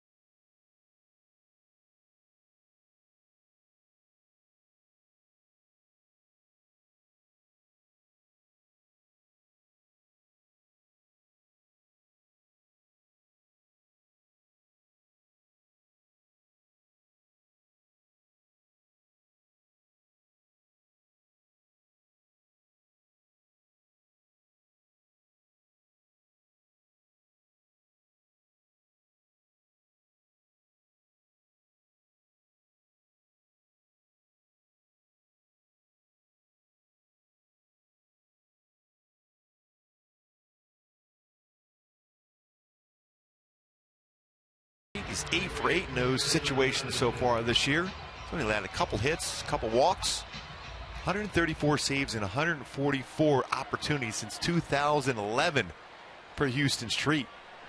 Daylen, most successful closer as far as that stat in baseball. A little over 93% success rate. Featherston, Ibar, Giavotella for the Angels here in the 5th. That's 9-1-2. Taylor getting the start at third base this afternoon. And he will look at the strike. No official at bat for him. He had a sacrifice bunt in the 3rd. Looking for that first big league hit. I think it's time to get one right now.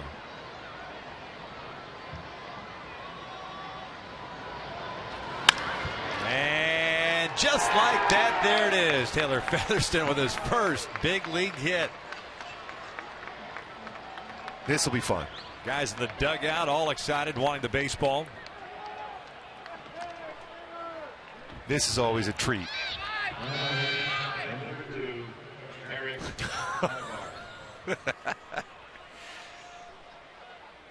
Featherston's going, really? Come on, guys. Come on, really? That's my first major league hit. But then again, Mike Trout did it, so. Yes, sir, Mr. Yes. Trout. Yeah. You can do whatever you want, sir.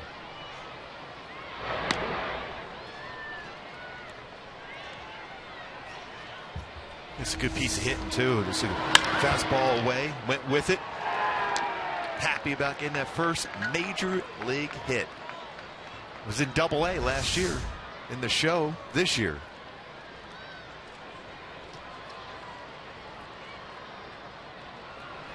They pitch out, nothing's going on. You think Taylor still calls Trout Mr. Trout, even though he's older than Mike? We do.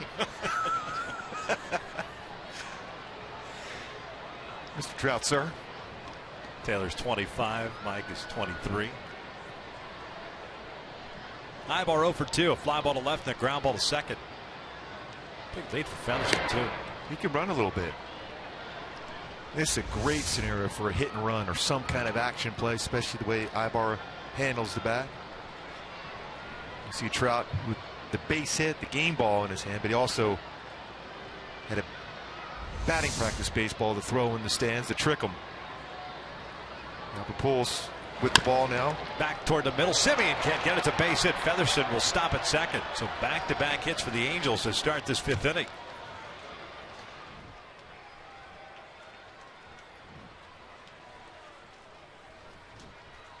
See Albert with the first hit baseball from Taylor Featherston. Allegedly. Yeah, well, you will never know. Made a fan happy in the stands. You see Giavotella swinging away here. I would imagine. I think you do. Yeah, because otherwise, if the sacrifice advances to 2 runners, then you've got first base open. Trout, you figured you'd walk and take your chances in with Calhoun and Freeze.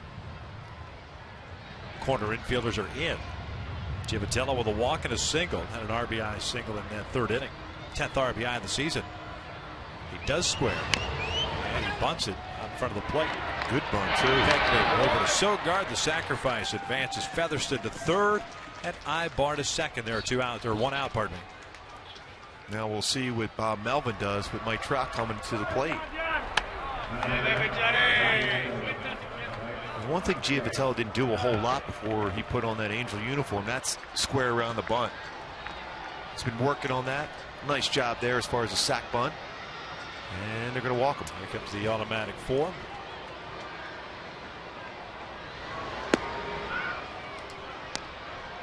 So Cole will bat with the bases loaded.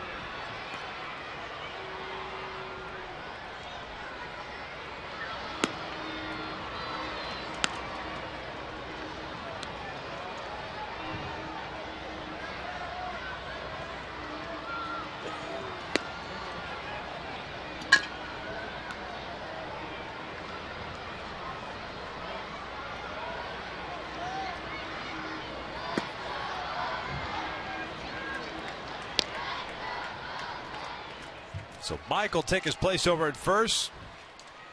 And Cole will step up. He's 0 for 2 today. A strikeout and a fly ball to center. For Trout, by the way, it's the third intentional walk of the season. Oakland starts to get action in their bullpen. Calhoun 0 for 1 this year with the bases loaded. In his career, 3 for 17. Featherston at third base, Ibar at second, and Trout at first, so great speed on the bases. Chavez has thrown 87 pitches. Corner infielders playing in. First one's down and in. Always important as a hitter with the bases loaded to get ahead of the count. Then you can look for one zone and one pitch. Dan Otero getting ready for Oakland. Outfield straight around. 1-0 Angels here in the fifth. 1-0. Ground ball. Pass Davis into right field. A base hit. Featherston will score. Ibar being waved in. He will score. Trout on his way to third. And the Angels lead at 3-0. And a heck of a play by Brett Laurie to keep Trout at third as he nabbed that baseball from getting away. That was not a wise decision by Reddick to throw towards third, especially with Trout running. There's no way you're going to throw him out. But that's a great pick. Mentioned out Victor by Brett Laurie. That ball gets away. Trout scores easily. And Calhoun will end up in third, but a nice piece of hitting. He can look for that one zone.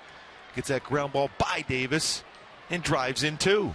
I'm a little surprised, to be perfectly honest with you. Right before that pitch, I said the corner infielders are playing in. And with a left-handed batter out and a righty on the mound, I'm thinking your reaction play your first baseman back. Yeah, your reaction time is limited when you're playing up. With one out especially. I mean, if he's playing back, he's got a better shot at making a play and maybe turning a double play. That's what you're thinking about as a double play anyhow. You could bring maybe your third baseman in, but not your first baseman with a left-handed batter. And the count dictates what you do as a defense, too. On a 1-0 count, you know you're getting a fastball, so you know as a hitter you're roaring out there and getting a fastball. So the sacrifice works for Socia. The walk of Trout backfires against Melvin. Well, what a play by Laurie at third base. Yeah. Wow. That is not an easy play. I was surprised that Reddick came up firing. No reason to do that. Trout was already standing at third. Here's David Freese. Runners at the corners, one out. Freese 2 for 2 with a double and a single. It's a fastball for a strike. Cole Calhoun now with 12 runs batted in.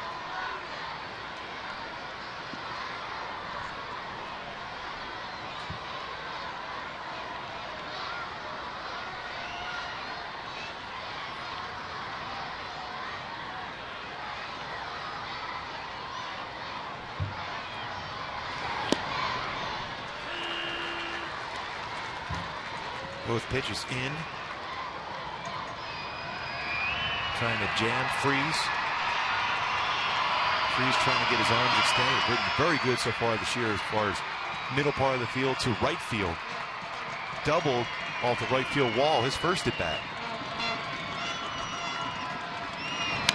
Reaching for this one, slowly hit the Sogard. Feeds Simeon for one. Back to first, not in time. The run scores, and it's 4-0. Good hustle by Freese going down the line. RBI producer can smell an RBI if he beats that one out. Prevents that double play from being turned.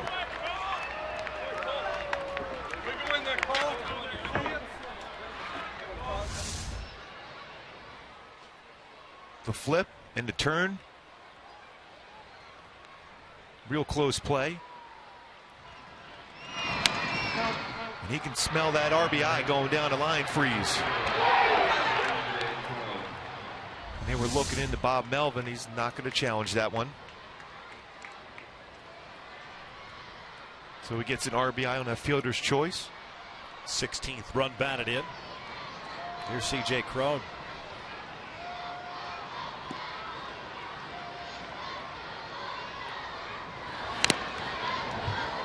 Crone's 0 for 2 with 2 strikeouts. One looking, one swinging.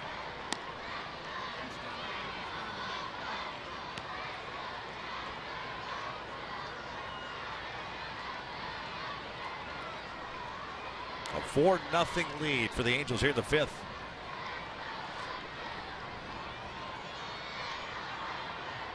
Seven hits for the Halos so far. It's Chavez. About to throw his 94th pitch. CJ's just not looked comfortable at all in any of the 3 plate appearances yet with Chavez on the mound.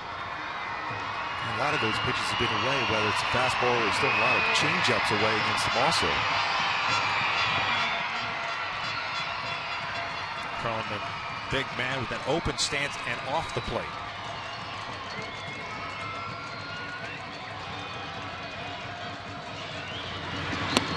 And got him with a high fastball. The inning comes to an end. But the Halos strike for 3. We'll head to the bottom of the 5th. Garrett Richards with a 4-0 lead.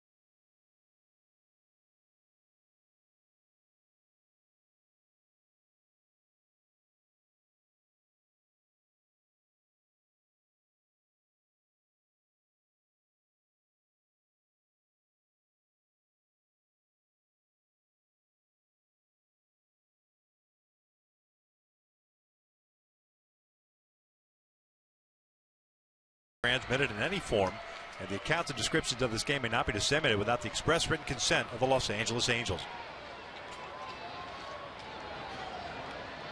Big shutdown inning here now for Garrett Richards. Brett Lawrie at the plate. And still that feel and command for his fastball hasn't been quite as crisp as we saw last game from Richards. A little bit better over the last couple of innings. He's retired 7 straight. Falls behind here 2-0. 69 pitches for Garrett. 3 strikeouts, 1 walk, 2 hits allowed. Brett Lawrie, a fly ball to right his first time up as he fouls this one back. That's a pretty good indication of not only the velocity but the movement on Richards' fastball.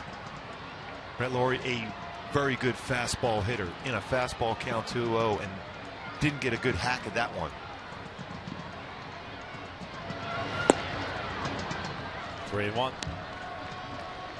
I believe that's the 8th 3-ball count for Garrett today. He has 1 walk.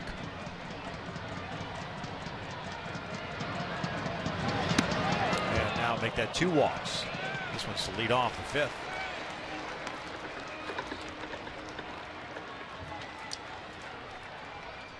Mark Canha, the left fielder, coming up now. Talk about my Hyundai Keep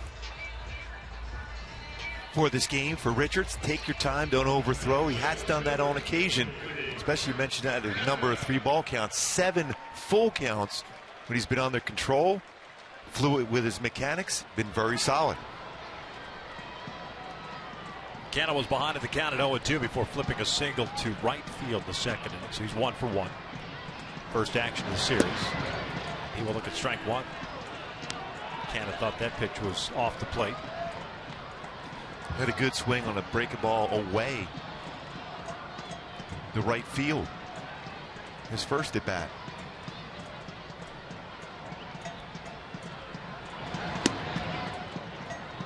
Oh, 2 count.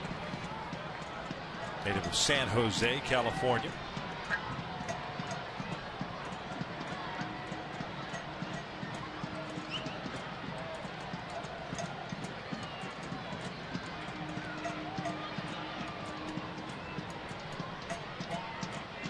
0-2. This one's popped up. Shallow left. Eric Ibar hustling out there, dealing with that sunshine, and makes the interesting catch for the first out. Jammed them all now, but I like it. Richards going right after him to finish him off. That's a cannon from San Jose. I'm sure he's not a Duck fan. Had to be a Shark fan. Yeah, right. Going back on that one, no, he has a lot of territory to cover going out the left field with Joyce playing deep. Had it no problem. He's trying to make Laurie think he wasn't going to catch it, so he drift off the base and be able to double him up. Here's Sogard, a strikeout victim in a second.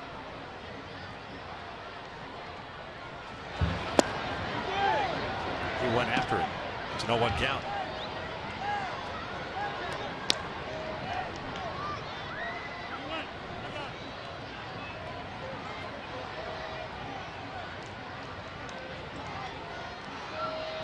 Butera looking in for the signs from Socha. Oakland with 2 hits in this one. A single by Davis in the first inning, an infield base hit, and Canna's single to right. Chopper to third. Featherston has it. Feeds Giavatello for 1. The relay back to first, and they got a inning-ending double play. Second turned by the Halos today. Oh, Featherston's done his job today defensively and got his first major league hit today. Another 5-4-3 double play shutdown inning for Garrett Richards.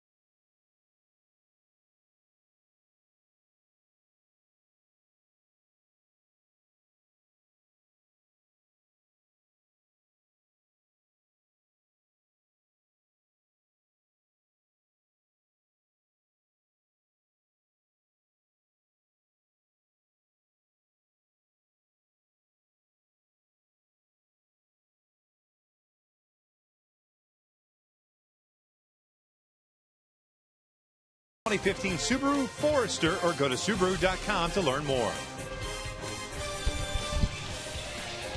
4-0. The Halos lead. Oakland here in the top of the 6th inning. Nice double play turned by the Angels to finish off the 5th inning. As the Oakland Athletics make a pitching change here. You knew that was inevitable considering the pitch count for Jesse Chavez. Are in and out, who's in, who's out. Chavez is out. Eric O'Flaherty, the lefty, seeing action against the Angels for the first time this year. Yeah, fastball 88 to 92. We'll throw a slider. Very occasional changeup. Coming back from major elbow surgery.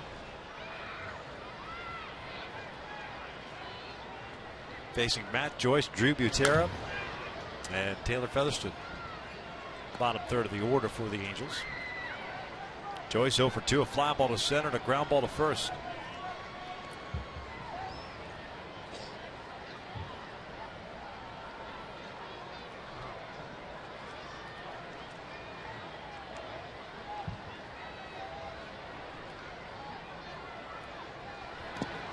Down and away.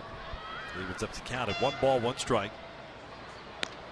Remember O'Flaherty when he was pitching when Atlanta came in the bullpen when the Braves were in town, the Big A, a couple years ago? They had a really good bullpen. A lot of different names down there for Atlanta now in their bullpen. No more Kimbrel either for the Bravos. This one line to left field. Canna moving over to his left, and he hangs on to it for the catch, robbing Joyce of a base hit. Nice play by Mark Canna for the first out here in the 6th. It's a tough play off the bat of a lefty. Kind of sinking action. Slide in and makes a play. If he doesn't make that play, that's at least a double. And he clearly got that before it hit the outfield grass. Nice play by Canna out in left field.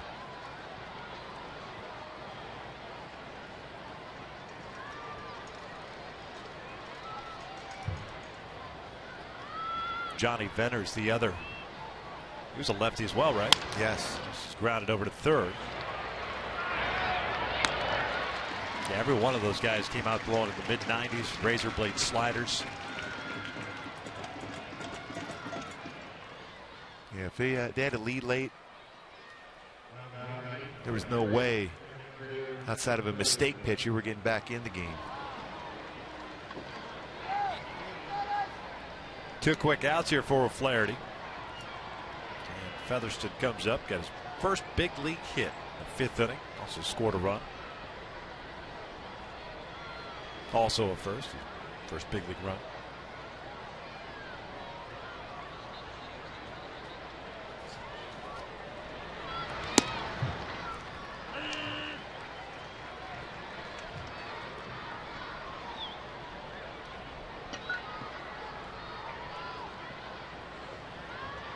Chavez, by the way, 5 innings, 7 hits, 5 strikeouts, 3 walks, 1 was intentional. 4 runs all earned. Command has been the issue for O'Flaherty here to start the season, pitching in his 8th game. It's 4 walks, 6 1/3. You can almost expect that long journey to get back to the major league level and be consistent.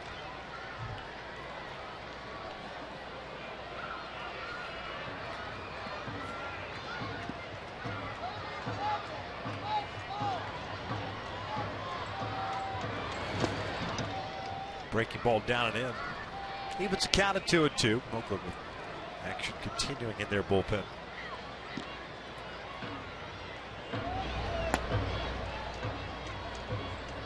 Sarah was up last inning as well.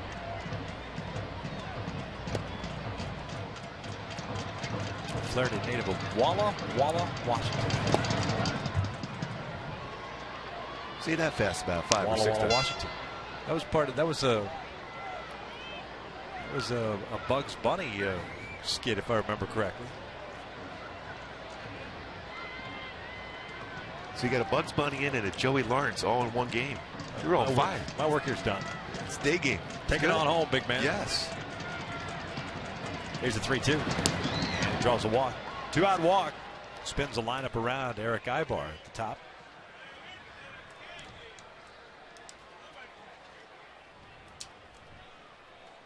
Hey, folks, celebrate Mother's Day with the Angels, taking on the Astros on May 10th at 12:35. The first 20,000 adults in attendance will receive a Mother's Day scarf, courtesy of Farmer John.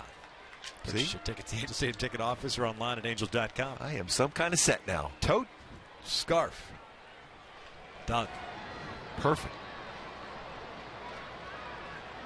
Ibar spinning around to hit from the right side. And breaks his bat. I bet next road trip when we go to that East Coast, we'll bring our tote bag, our scarf with our sombrero on. Walk around town. That'd be a good look.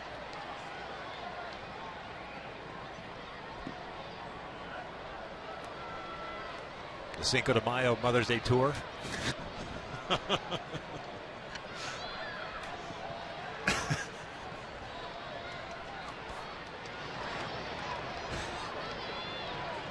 That would be outstanding. Oh, yeah. You know what? Why don't you do it? And if I'm not in the lobby, just go ahead and start without me. Oh, yeah. And You'll be just a few minutes behind? Just a few minutes behind you. I can count on you, though, right? Oh, no doubt. No, thanks. Mark it down. Perfect. Just a few feet behind me, right? As is always the case, Mark. As is mandated by your contract. There's the 1-1. Ibar lines one out to the alley in left center field. That will split the outfielders. Featherstone with good speed being waved around. He will score easily, and it is 5-0 Halos. Two-hit game for Eric Ibar. It's another two-hit game here in Oakland and against Oakland for Eric Ibar. Very good career numbers. A big RBI double. The old dreaded two-out walk. Gets O'Flaherty. That pitch right over the heart of the plate. And we've talked about Eric Ibar's getting his swing together again. More level through the baseball. Sorry, Mark, but it looks like Bob Melvin is going to go to the bullpen and bring in Otero here. So that's going to be it for O'Flaherty. Retired the first two guys rather easily, then walked Featherstone. Now gives up the RBI double. Pitching change in the sixth inning. Halos up 5-0.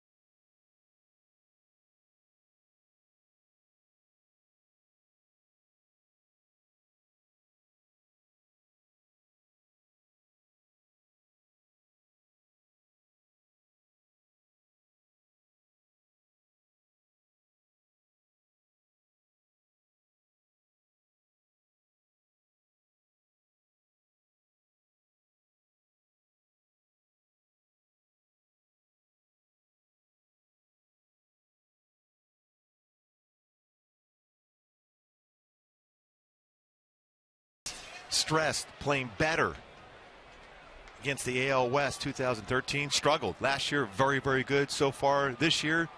Pretty good also, with an opportunity to go to 11-8 with this. They can hold on to this lead today within the division. So important, especially when you play so many games now with your opponents in the AL West.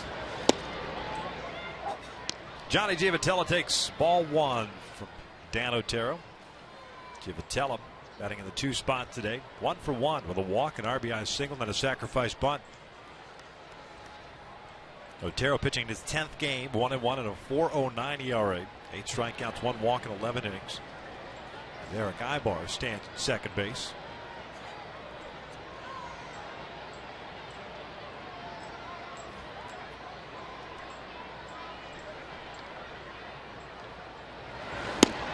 One ball, one strike.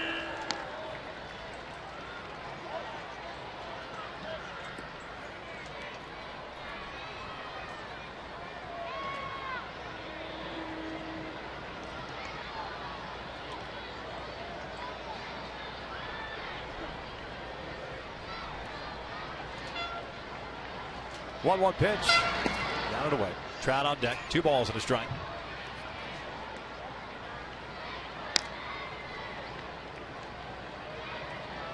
Dan Otero has continued his mastery of the Angels.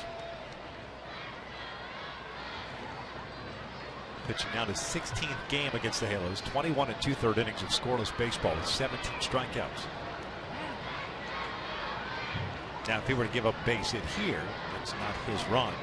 So he can do that now and still feel comfortable. Yeah, give up the inherited run. Yeah. 2-1. Chopper to third. Brett Laurie has it across the diamond. Running over. The Angels tack on a run courtesy of Ibar's double. Will head to the bottom of the 6th inning. 5-0 Angels.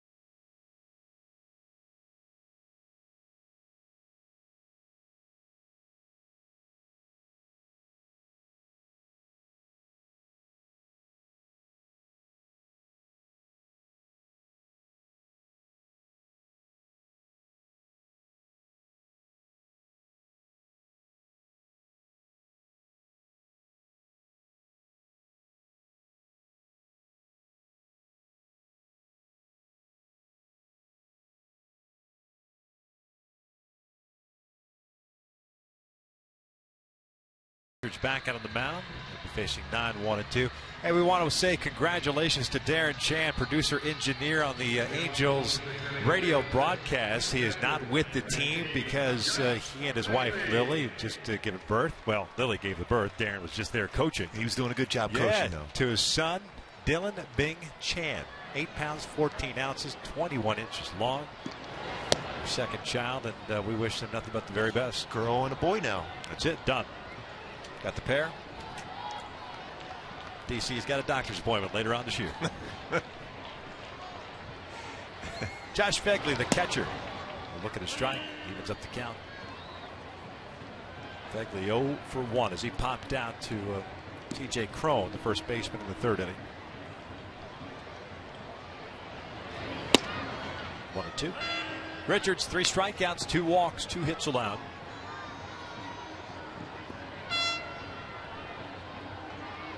He's done a little bobbing and weaving, but still got himself a 5-0 lead as Phegley hits one toward the middle eye bar. Not going to get to that ball. Kind of squirted up the middle. Leadoff single.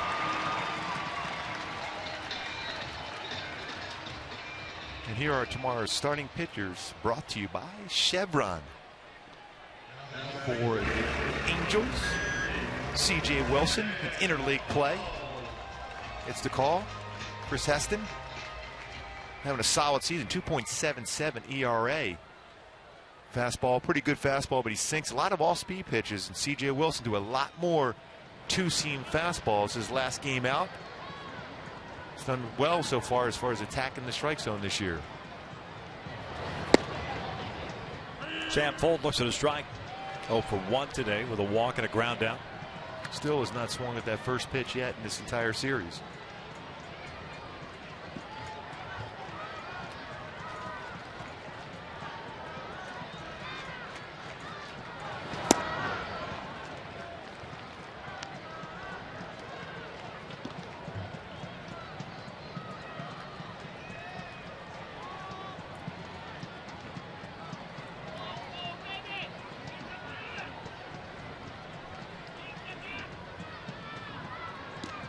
One. Fouled off to left. Late on that fastball, 1-2. Even though Richards hasn't been as consistent as we've seen him in the past as far as attacking the strike zone, missing some pitches out of the zone, some full counts, his mechanics are much, much better than we've seen at any point in his career. 85th pitch of the afternoon is fouled off to left. And that's what he was telling me, even though it was a long journey back from that knee surgery. You see 85 pitches, 20 back in the first. It really forced him to be more refined as far as his delivery, landing on that front leg and being comfortable landing not only the front leg, but making sure he gets his arm in that proper arm slot consistent with all his pitches. 2 balls and 2 strikes.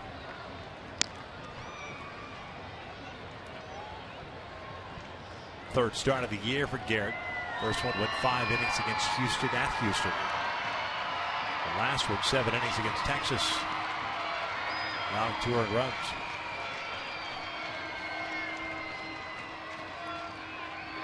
Swing and a miss. Got him on the off-speed pitch. 1 down.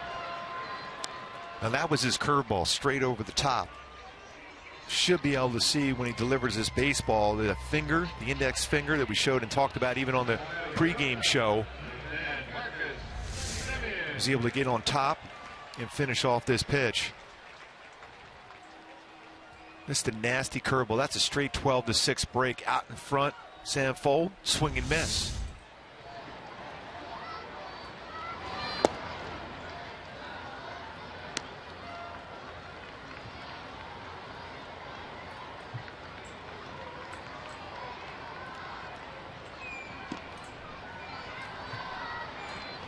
Marcus Semien an 0 for 2 afternoon with a strikeout and a fly ball to right. Richards again behind the count at 2-0. 6 of them.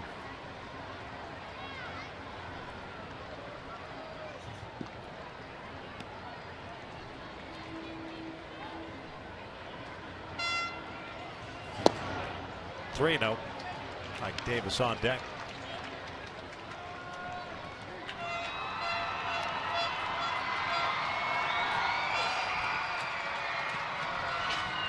Begley, the catcher, lead off single, to standing at first base. 3-1.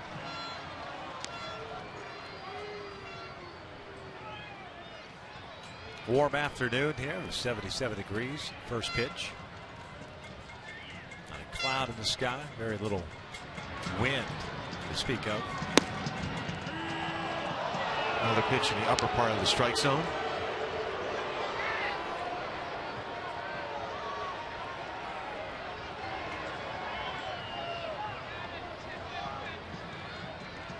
Going breaking ball here. Yeah.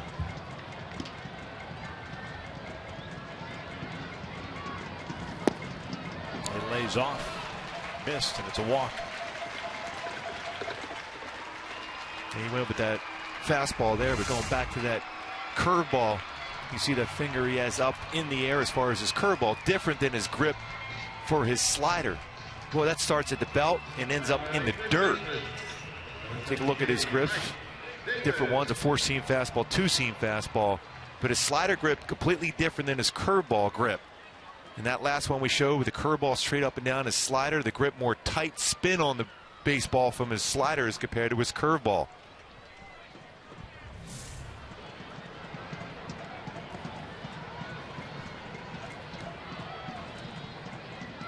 Davis 1 for 2 with a single and a ground out.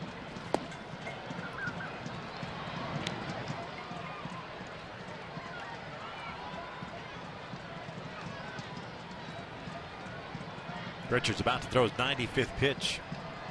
Let's see some movement down in the bullpen before too long. Even though the pitch count's still manageable, it's been a stressful pitch count for Richards.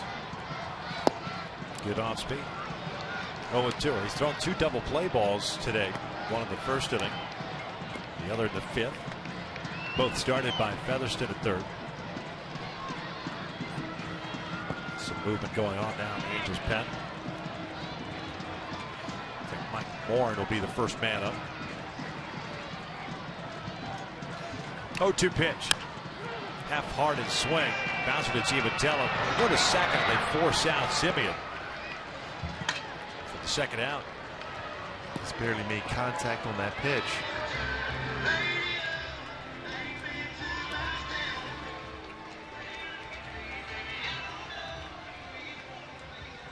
Cesar Ramos has also joined in. Billy Butler will step up. Runners at first and third, and 1 out. First time this afternoon that Oakland has had a man reach third base.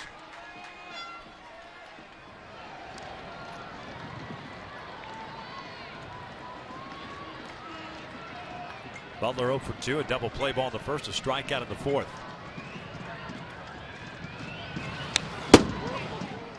Challenged him. Fastball. Yeah, right down the heart of the plate at the knees.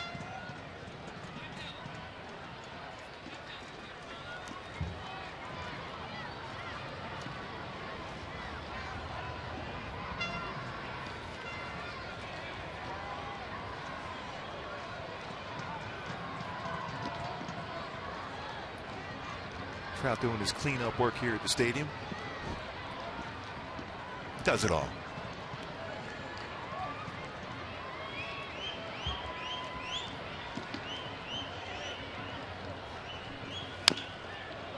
That one fouled off the leg. No balls and 2 strikes. The Angels with a run in the third inning, 3 in the 5th, 1 in the 6th. Lead this one 5-0 here at the bottom of the 6th inning. If you're Richards right now, next pitch will be pitch number 99. Don't leave anything in the tank right here. Try to finish off Butler. More than likely your last batter through the inning.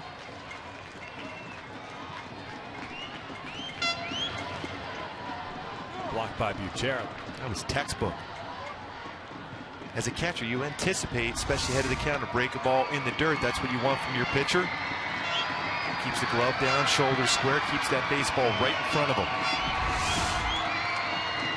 So now Richards knows he can throw another slider and feel comfortable throwing in the dirt to get a swing and miss. When you have a catcher, it's going to keep it in front of him.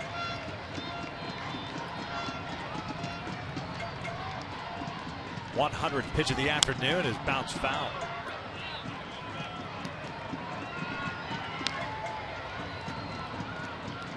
60 strikes, 40 out of his own, 60%. Strike the ball ratio today for Richards. Different than his last time out, where he was at a little over 68%. Very similar to his first game. Actually the same as his first game. 100 pitches, 60 strikes. 2 on, 2 outs. Swing and a miss. Down goes Butler, and Richards done through 6. We'll head to the 7th. Angels still up 5-0.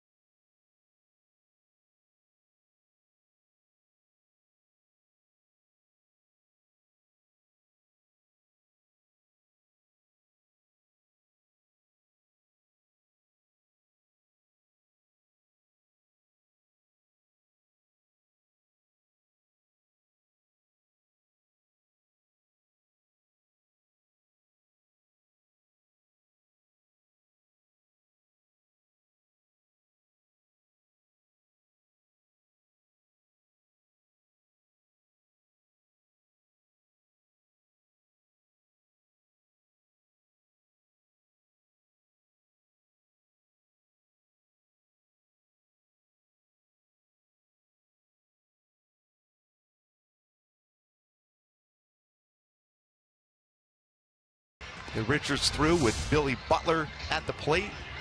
Challenge him with a fastball, 4-seam fastball, and by him. A very good fastball hitter by him for Richards. Getting the high fives coming into the dugout. Excellent job once again from Richards. 6 shutout innings. Still with that good velo on the fastball. Last pitch of the game for Richards.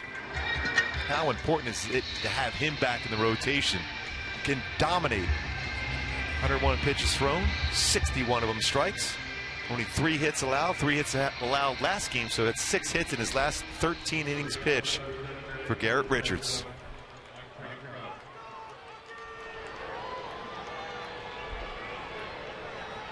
Trout, Calhoun, and Freeze for the Angels here in the 7th inning.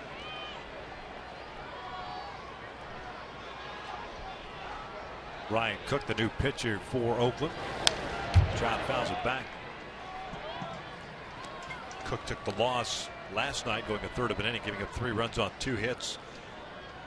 1 strikeout, 1 walk. Pitching his 3rd game this year. Started the season in the minor leagues.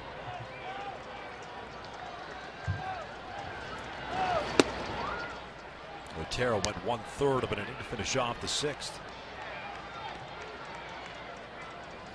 Trout with a couple walks, 1 intentional, run scored today.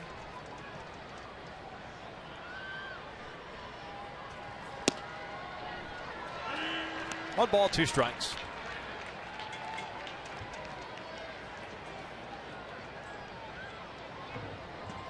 Trout hat made its way up here to Oakland.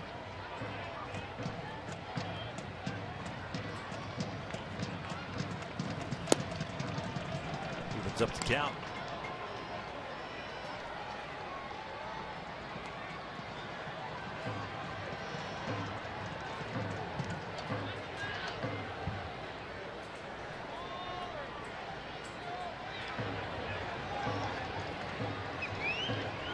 Cook ready. 2-2 on the way. Trout fouls it back. Big rip. Well, when you're on the mound and you throw a high fastball and hitters on that like that, tells you, hey, I'm going to go back to that slider again.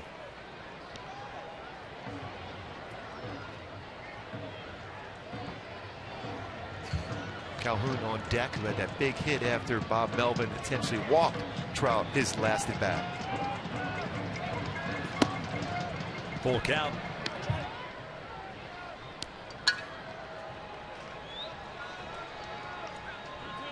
Cook, a USC product.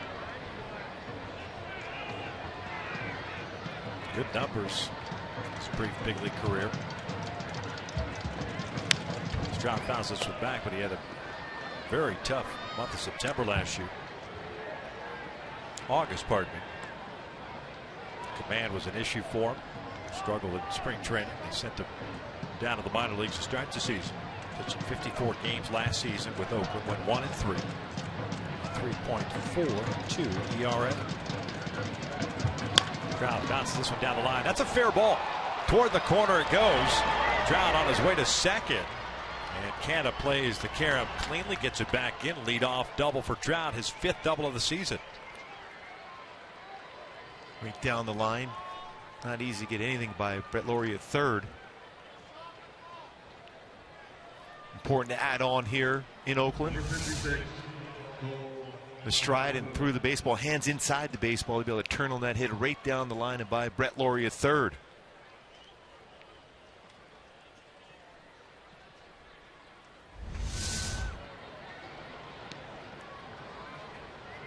Calhoun batting in the cleanup spot today. 1 for 3. A bases loaded single that brought home 2 runs in the 5th.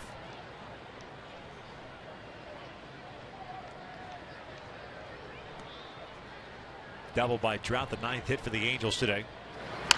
Cole fouls off the first pitch.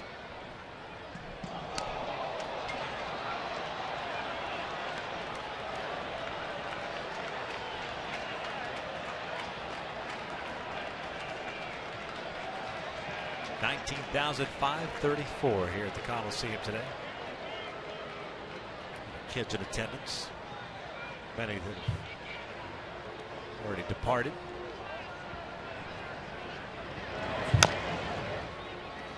Oh-2 count. Changeup from Cook. As well as that good velocity on his fastball. 92 to 96 range, good slider, but he's using more changeups. Especially when you think everything's firm, whether it's a slider, fastball, mix it up every once in a while to change speeds, get the hitters off your fastball.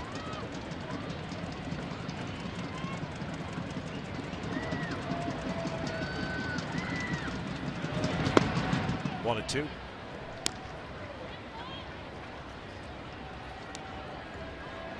Cook, kind of like Garrett, a lot of moving parts to the delivery. If you're unable to get that arm in the proper slot consistently, you're going to struggle with commands. That's the problems that he had toward the end of last year. This one out toward right field. That'll bring in a run. Trout will come in to score. Extends the Angels' lead to 6-0. 3 RBI game for Cole Calhoun. Boy, he likes that 4th spot in the lineup. Trouty with another run scored. 2nd of the game. And those two have been bunched together, whether it's Cole leading off and then Trout behind him, or now Trout ahead of him and then Cole behind him. Both have been very productive as far as driving in runs and scoring runs. Another good piece of hitting from Cole Calhoun.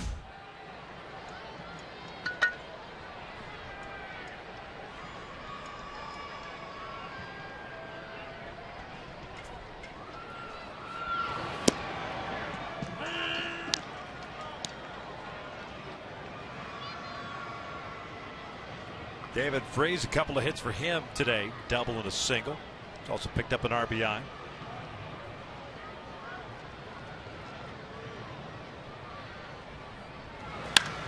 This one lined into center, a 3-hit game for Freese. 3 straight hits to start the 7th against Ryan Cook. Boy, some good production middle part of this lineup today. Kurt Young going to go out and talk to Ryan Cook. A line drive right back up the middle, fastball. Tried to put his foot out there to stop it. The ball's hit too hard. You don't want to make any contact with your foot on a baseball hit that hard up the middle.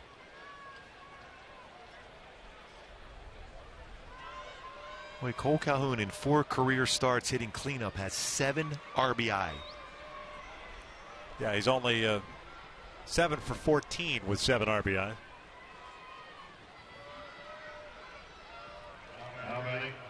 Another nice job by Garrett Richards though today. It's pretty good when you don't necessarily have your best command, yet you look up, you've given up no runs. When one guy got to third base against him.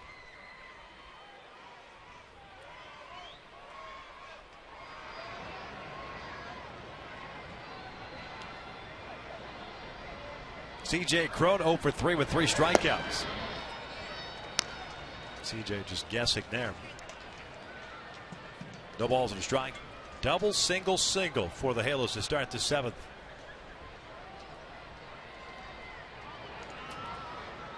While the Angels have had their issues offensively, the Oakland A's have had some bullpen issues to start the year. As that is lined and right into the glove of Simeon, that'll turn it into a double play. Nice play by the A's shortstop. C.J. Cron could not have hit that ball any harder. And not only a nice play, but the presence of mind to turn around and throw a perfect throw to Sogard to complete a double play. He does have very good range. He has committed some errors so far this year, but he's going to develop into a very good shortstop for Oakland. Cron all over this one. Simeon jumps up, makes a nice play, and a perfect feed to Sogard to complete a double play.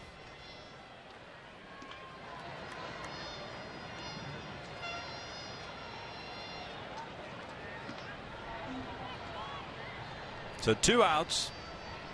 Freeze over at first. Here's Matt Joyce. Takes up and away. Mike Moore getting ready. So Garrett Richards appears to be done after 6 innings.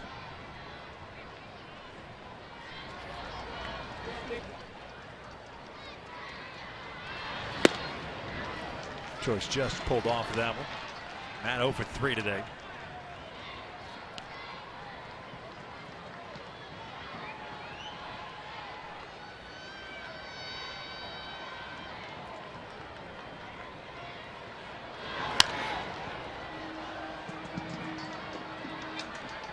Yeah, look at Ryan Cook. I think for him to get to that next level, and he's got a great arm, I think he's going to have to use that changeup he has a little bit more often. Everything is too firm, and the hitters are timing him pretty well.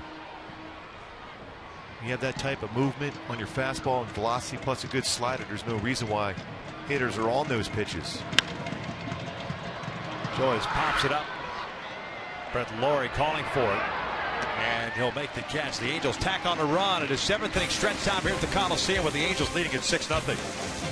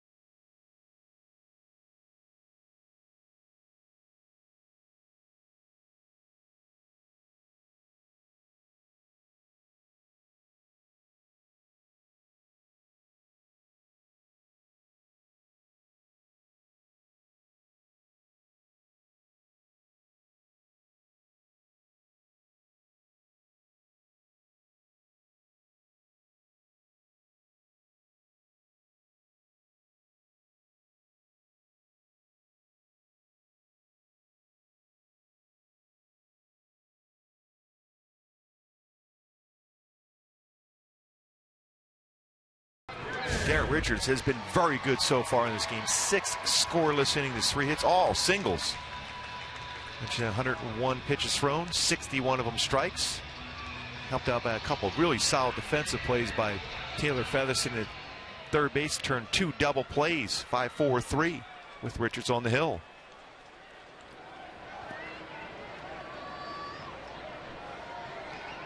I thought he was going to be done here, but at 101 pitches, we extend him a little bit longer here. Moore will look on from the bullpen.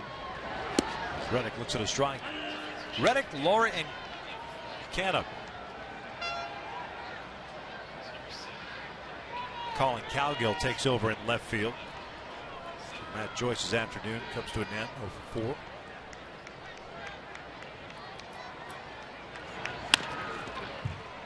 Reddick finds the hole, and it's a leadoff single. And here comes Socha. So Richards ends up going 6 batters, or probably 6 innings plus 1 batter. And he'll depart here. 4 hits allowed, 5 strikeouts, 3 walks. A very good afternoon, although command was an issue for him. He still has himself a 6-0 lead.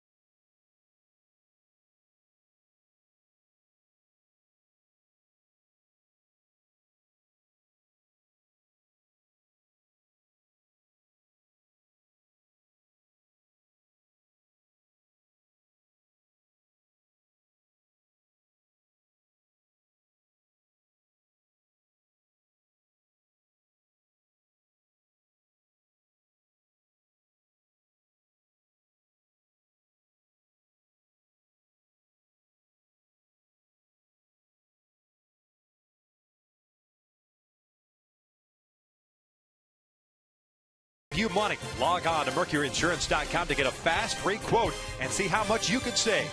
And by Hyundai. Great deals on amazing cars are going on now at your Hyundai dealer. Visit buyhyundai.com today. 6-0 Angels with nobody out here the 7th. And Mike Moore taking over on the mound for Garrett Richards. Man at first base. Brett Laurie steps in. Laurie 0 for 1 with a fly to right and a walk. He'll take down and away.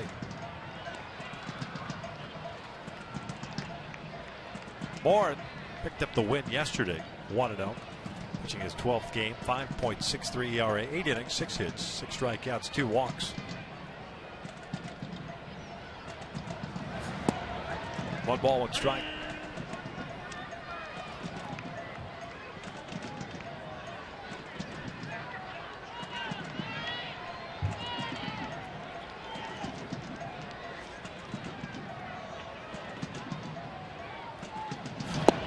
Down low.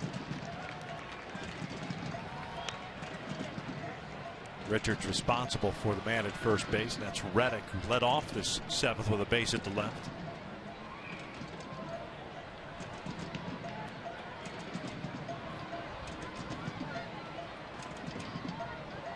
Two one. This one's out towards center field, not very deep.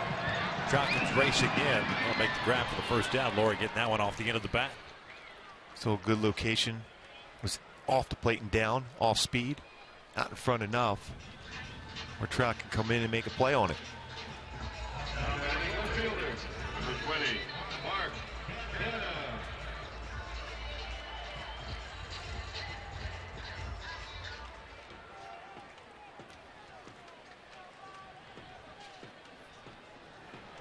Canna, the left fielder, is singled and popped out. So that's a 1-for-2 game.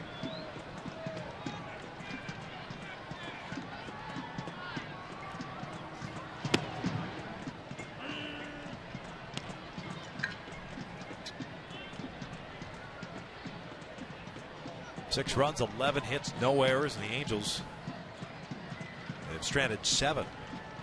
Oakland, no runs, 4 hits, no errors. They've left 4 on base. 1 ball, 1 strike.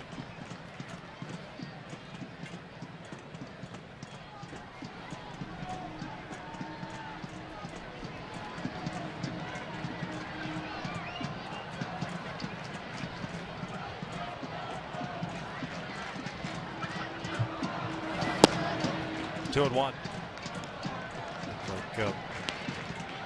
Like fell off there, maybe slipped on delivery. Yeah, he landed a little awkwardly on that one. He's tried to force that little two-seamer down to get a ground ball.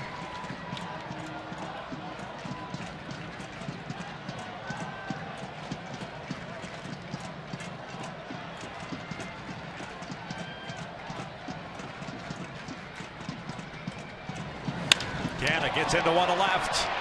Cowgill will pull up. That is gone. A home run for Mark Canna. A 2-run shot, his second of the season. And it is 6-2 Angels.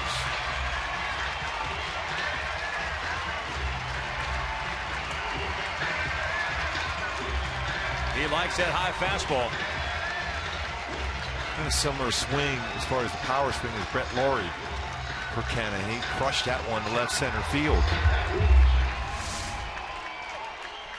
Fastball that just ran over the heart of the plate and elevated. Most right-handed power hitters prefer a high fastball anyhow. And he jumped on that one.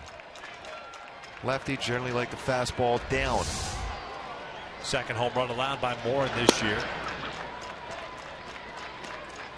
Eric Sogard takes downstairs.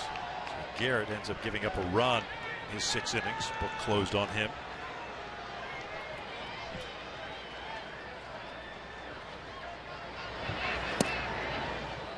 One ball, 1 strike. Sogard 0 for 2 with a strikeout and a double play ball. Mike's issues this year have been the fact that he is pitched from behind. Very aggressive last year in his rookie season. Getting ahead of hitters.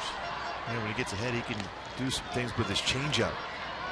He's got one of the best changeups in the game, especially coming out of the bullpen to both lefties and righties. More difficult to throw that pitch when you're behind the count, though. Ground ball towards short. Ibar has it. 2 down. So Sogard remains hitless. And the base is clear. Josh Fegley coming to the plate.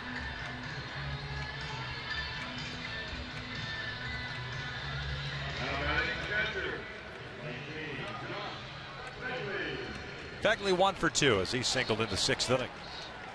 Cesar Ramos getting ready in the Angels pen now.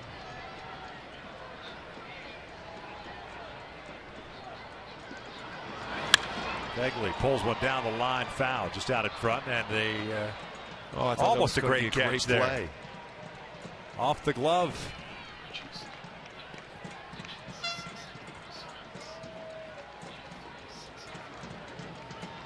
Still getting high fives for the effort.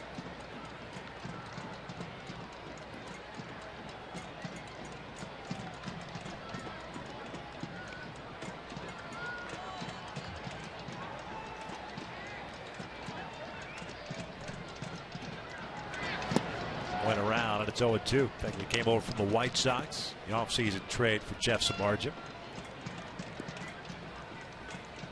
Product of Indiana University. Had a nice run last year. Yeah. Baseball program. Number back to the mound. Moore has it. And that'll do it for Oakland. But they get on the board. 2-run home run by Canna. As we head to the 8th, Angels lead at 6-2.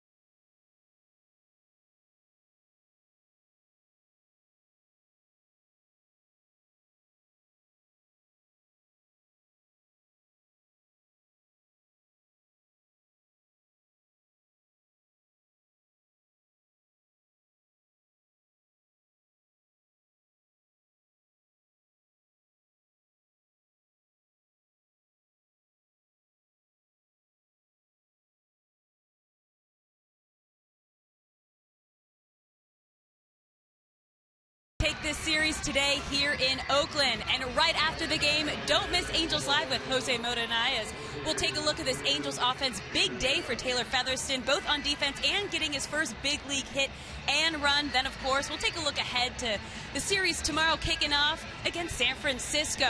Victor Gooby, back up to you. Nice a lot, Alex. Top of the 8th inning here, Butera, Featherston, and Ibar. Ryan Cook back out for his second inning of work. Butera 1 for 3 game with a single and a run scored in the third.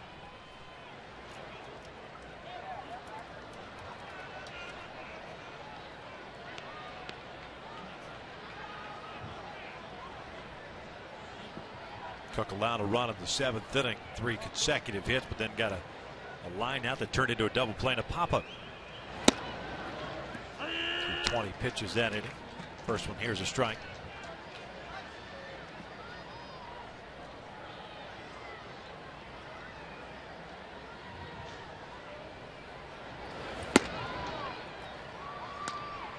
Drew getting to start behind the plate today. Day game after night game, plus Chris Iannetta's struggles. He's looked really good defensively. 1-2. Joe Smith warming up now. Top of the order coming up. 8th inning. Mike Scioscia wanted to make sure that top of the order coming up. Don't want to give the A's any confidence. Trying to score any runs here, make it a closer ball game. Butera retired for the first down.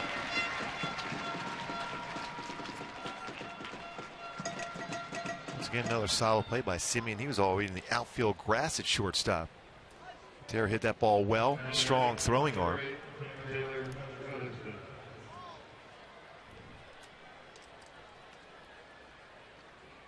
Been a nice day for Featherston. Solid defensively. And what a thrill to get his first major league hit today. Yeah, 1 for 1. Sack bunt, a single, a walk, and 2 runs scored. Chops this one on the ground toward third, but Laurie barehanded. High throw pulls Davis off the bag. Again, that's one of those plays that where you don't even need to barehand it. Especially right when you at have an arm like that. Yeah. Halos will take it. Should be an error on Laurie. And he had plenty of time to use the glove and the quick transfer with that throwing arm he has. But the high throw enables Featherston to get the first base on that error. Second of the season, 21st committed by the Oakland Athletics this year. Here's Ibar, multi-hit game for him with a single and a double. Featherston takes off to throw down to second, not in time. So add another first. I was going to say he's getting a lot of firsts today. Just get them all out of the way. Yep. Good jump. That's a pretty good sized lead also. Well, when you look back, you think maybe it was a hit and run on.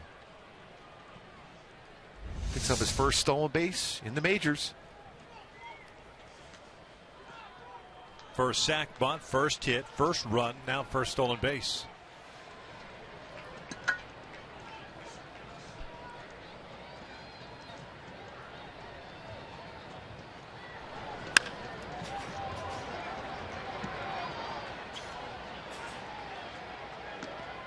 Sanfold able to catch that fly ball from Eric. That's the first swing we've seen in this game from Eric Ibar where he actually got underneath on a pitch. He's been level with his swing, line drive after line drive, a couple hits, single and a double for Ibar so far in the game. But that time underneath it, slow breaking ball, more of an uppercut off the end of the bat. So he's been able to get level with his swing underneath that one. Pops it up the center. You can see the frustration because his swing has been good from both sides of the plate in this game and over the last few games for Eric Ibar. Important for the offense. Givitella nubs one back up the middle. Sogard to the backhand, off balance throw, and they get Givitella. And the Angels are done here at the top of the 8th inning. At the bottom of the 8th, looks like Joe Smith might be coming into the ball game. The Angels up 6-2.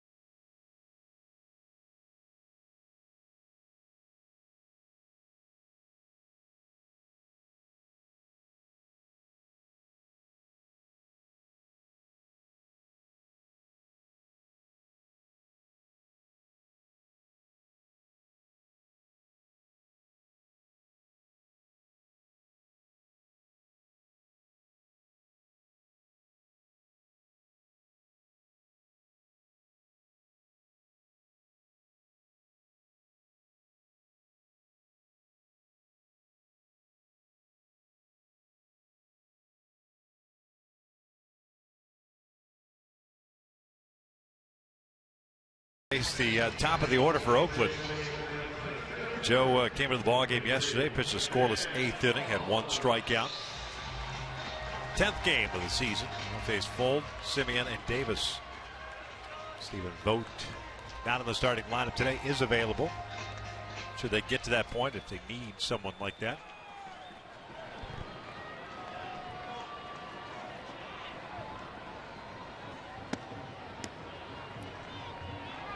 Fold today, a walk and a ground down to strikeouts. He's 0 for 2.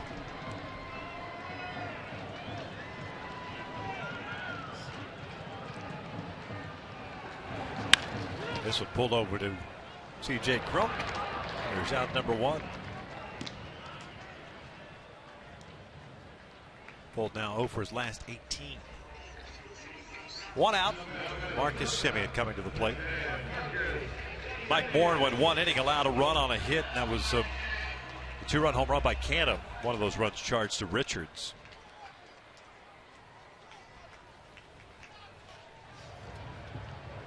Bourne settled down and finished off the frame rather nice, and a ground down. 2 ground outs, I should say. Bouncer to third. Featherston has it. He's got a good throwing arm. I do believe that might be your player of the game today. Oh, yes. I'm not telling Jose Mota what to do or his job, but I think you are. That said, Good suggestion. I'm kind of having Jose lean that way. Yes. But that's just me. I think I'm in agreement with you also. Been very good defensively. Getting that first big league hit. First of everything today. Sack, bunt, run scored. Those 2 big double plays he turned with Richards on the mound were extremely important in this game. And the first one was not easy. The Butler chopper in the first inning.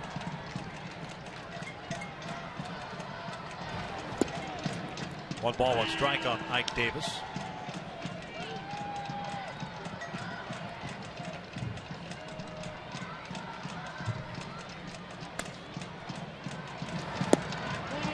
Two and 1.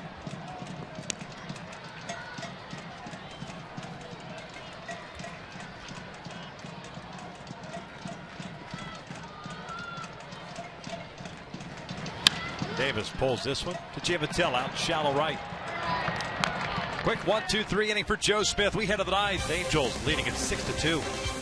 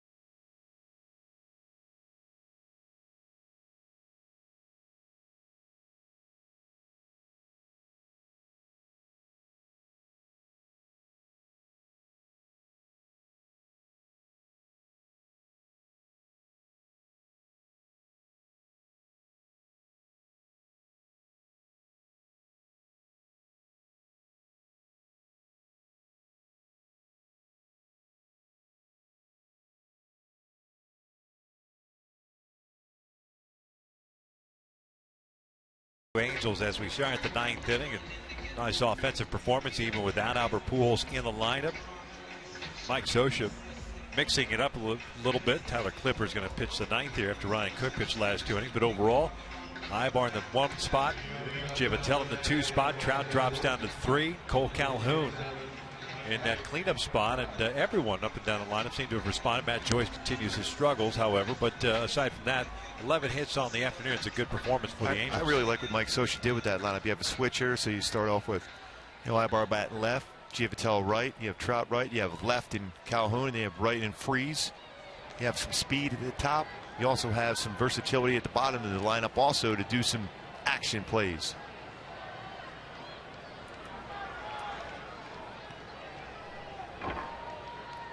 Clippard, a change-up specialist. Facing Trout, Calhoun, and Freeze.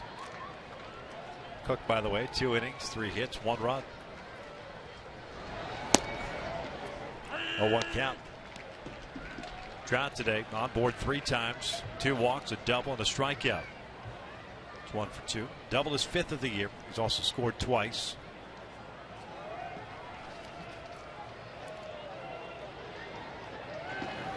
Upstairs. Trout, the American League leader in runs scored. He was tied for that league lead with Mike Moustakas and Josh Donaldson, now with 20 runs scored. Those 2 guys now with 18. This is out to left field. It's a leadoff single. You know you're good when you can flick a pitch like that way out of the strike zone. It's almost on the dirt and flick it out in the left field for a base hit. Another 2-hit game. Been on base 4 times. This is a changeup. It almost hits the dirt. One hand. Flicked it in the left field for a base hit. Talked about that in the opening. Before last night, last 10 games is 5 for 34. A home run and a double yesterday, a double and a single today.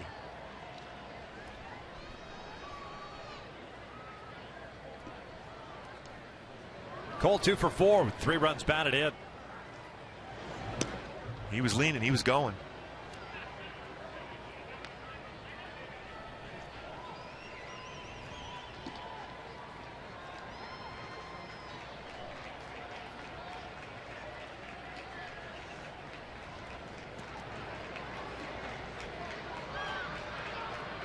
Clippard picked up in the offseason a trade with the Washington Nationals. Yunel Escobar going to the Nats, the shortstop. What a pit stop here in Oakland.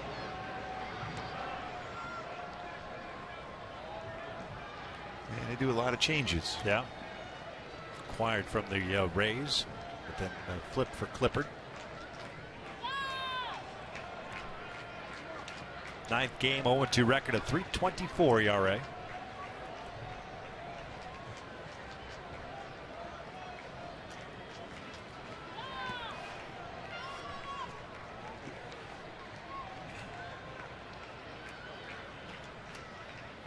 Good lead for Trout at first.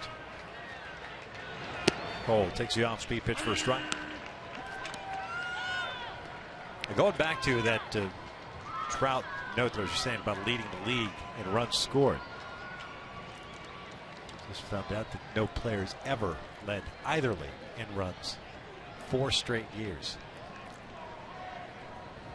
We've said that a lot about Trout in his career already. And the comparisons and the names being compared to with Trout. 1 ball, 1 strike. That courtesy of Mitch Reinhardt. Does a fantastic job in our truck. Mitch. Hashtag the Midge. Oh, yeah. Sure he appreciates that. Oh, he does. He loves being called that. Trout with a leadoff single. Good lead over at first. That is hit well out toward right center field. Sam Fole moving back on the warning track, and he will make the catch. Calhoun gave it a ride. Trout will head back to first with 1 out. Well, he just missed hitting that one out. He certainly has his swing locked in. Right down the heart of the plate, a fastball. Thought he might have gotten it. Sanford runs it back to the track, catches it.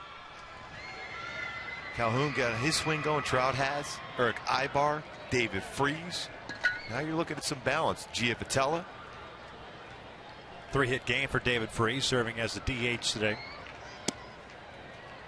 2 singles and a double. Also picked up an RBI and a fielder's choice.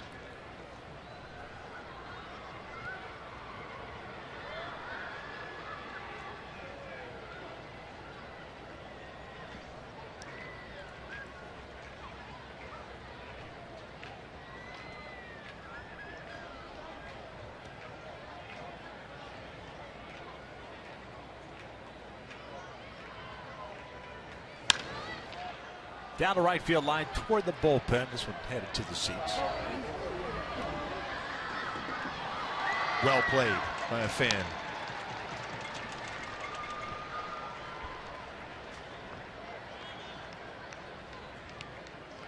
Playing the hop.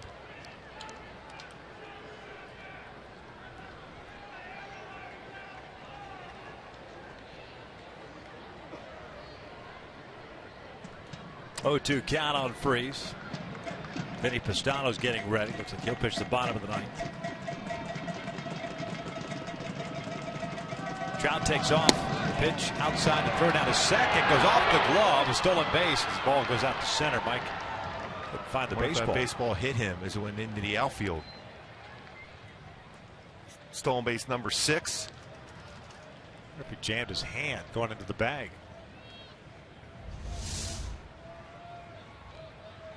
Good jump.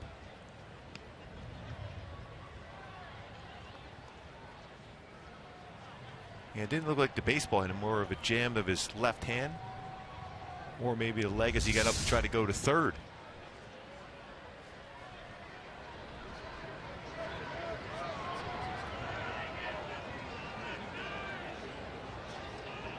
Quick release by Fegley, too, because if that throw is caught by Sogard, I think Trout is out. I think, yeah, and he had a good jump, too.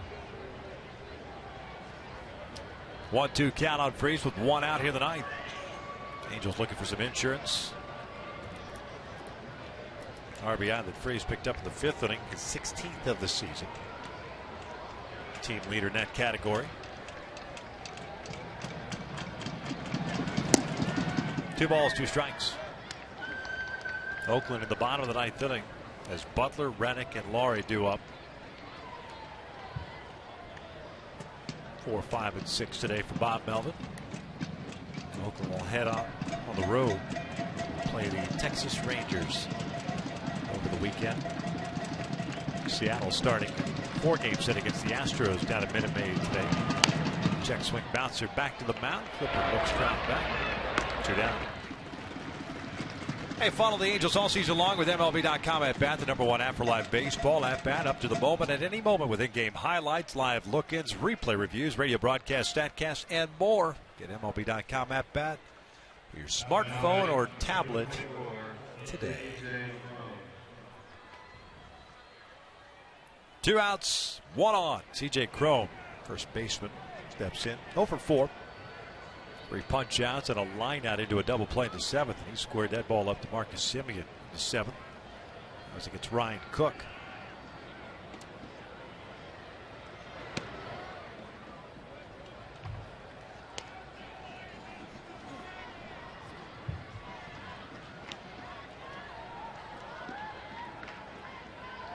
$12 hits today for the Angels. 5 for Oakland. Angels trying to get to an even 500. Do that with a win today. 2 balls, no strikes.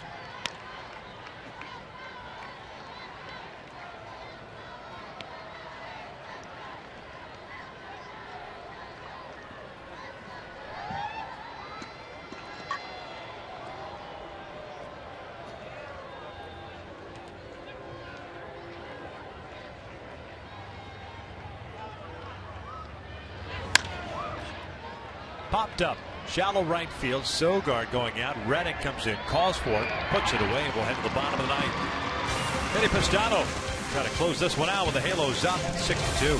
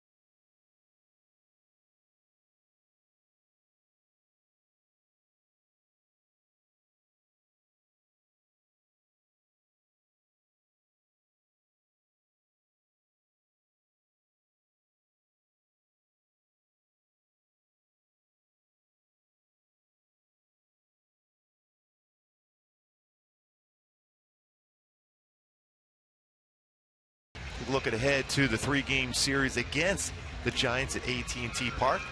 C.J. Wilson against Chris Heston.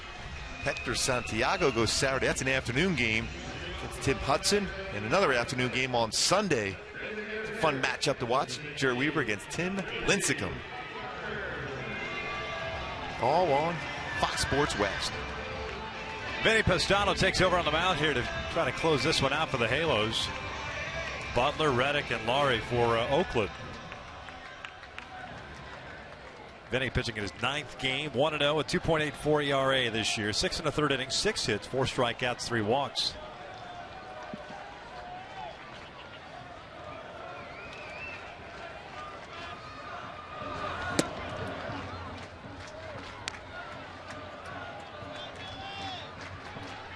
Butler today 0 for 3. Double play ball and 2 punch outs. All 3 of those plate appearances against Garrett Richards as Vinny falls behind here. 2 balls and no strikes. Butler now 0 for 11 in his career versus Garrett Richards.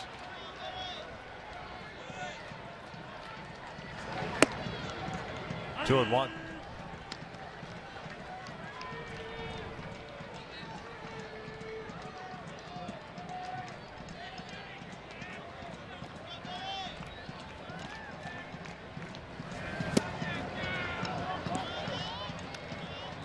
Up that count. A big game tonight down in San Antonio. The Clippers need to stay alive to bring that Game 7 back to LA. Blake Griffin got to step up. Full count now. I think he just he called him out. No, telling he's got to be the guy. You want the basketball at the end. He's the guy you want to have it. I agree with you. He's one of the best players in the game.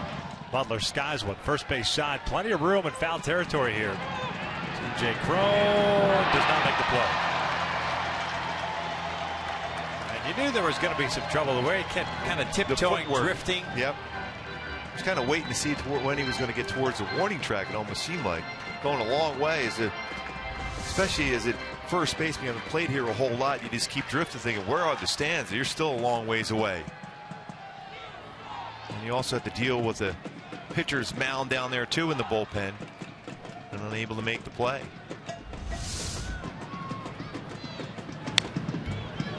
Big rip by Butler.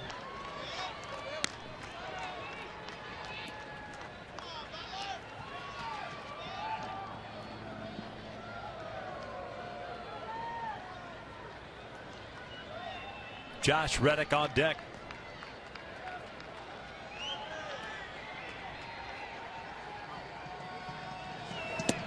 And there's a leadoff walk to start the 9th. What you don't want to do. You don't want to give life to this Oakland team. We've seen enough of this in the 9th inning over the years. Well, what it does too, it forces Mike Scioscia to start warming up Houston Street just in case. It's interesting as Eric Ibar gives C.J. Crone his sunglasses. Here comes Mike Butcher to give Street an opportunity to get loose.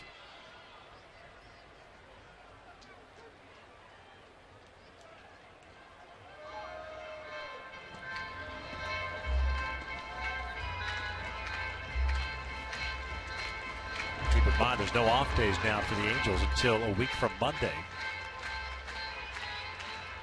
Trying to keep everybody as fresh as possible, so that's when the other guys in the pen need to step up and just close it down here, so that you don't have to use your main guys. A little surprised to see Joe Smith pitch the 8th inning, but he did it very quickly.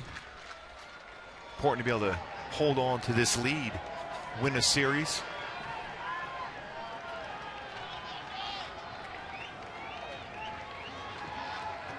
So Butler at first base. Here's Reddick. A 1 for 3 game with a single and a run scored. Pastano falls behind at 1 ball, no strikes.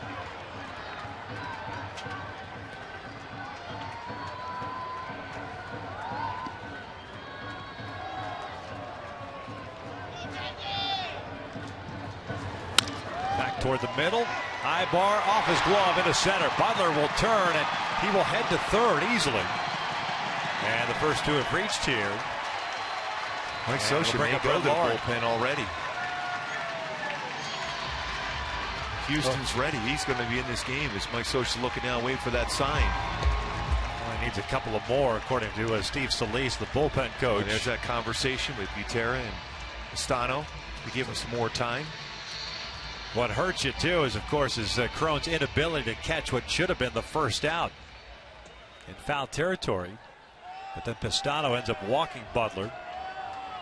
And now Reddick a base hit up the middle.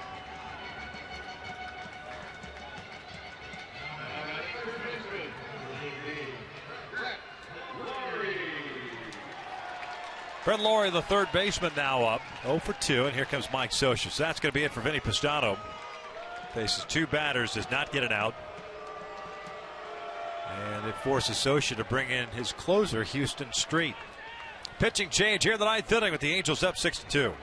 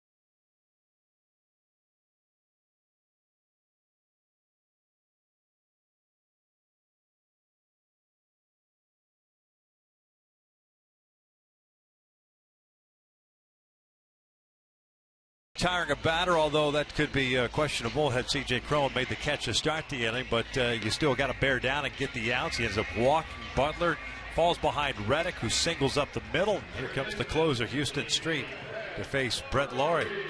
Houston closed out the win last night, picking up his 8th save, went 1 inning, faced 3 batters, struck out 2. And he had to get warmed up in a hurry, too.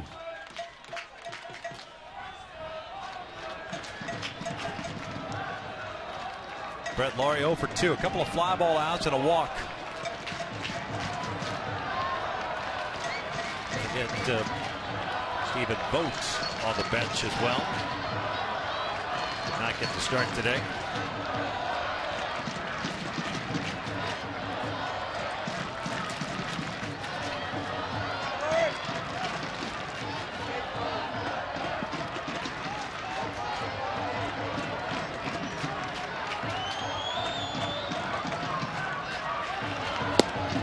Good off-speed pitch, and it's an 0-1 count. Yeah, he's not going to come in there throwing first pitch fastball. We saw what happened against Weave, and he threw him a fastball that was up.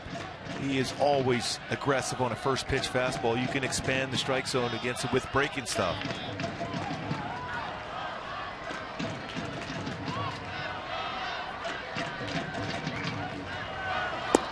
One ball, one strike. Butler standing at third base. Reddick at first.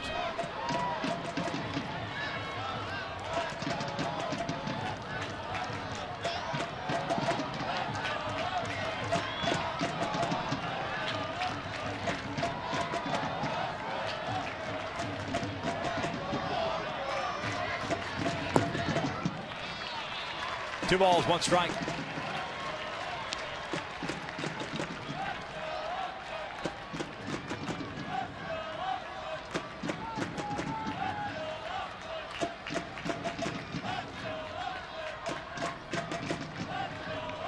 Trout playing deep in center field.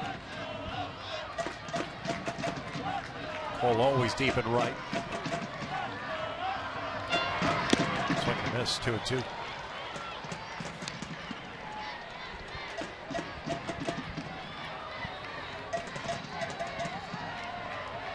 Mark Canha, the left fielder, is on deck. Homered off Mike Moore in the 7th.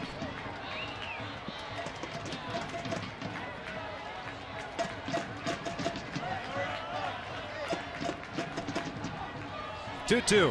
This one into center field, a base hit. It'll bring in a run. It's a 6-3 game now. As Laurie picks up his 11th RBI. 2 on and still nobody out. Canha represents a tying run now.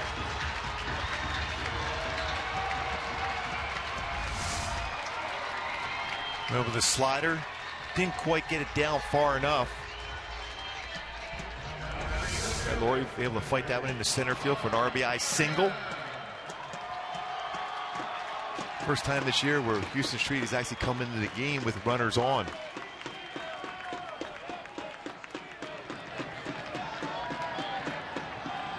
Canha 2 for 3 game with a single and a home run. He's also popped out. This one shot to right, another base hit. Reddick will be waved in. Cole Calhoun is up and firing. The throw to the plate is not in time, and it's a 2-run lead now for the Angels, and still nobody out. So the 2 base runners that Pistano allowed come in to score. So the book closed on him now. First and second, nobody out, and Eric Sogard due up. Another break ball to shorten up his swing. That's twice in this game. Canha has done a nice job as far as going the other way. Then when a mistake on the inner half, he hit out. So 3-hit performance. And just as I figured, Stephen Vogt will pinch hit here for Sogard. I thought 3 RBI game for Canha and a 3-hit game. I thought Sogard may stay in there to square around the bunt.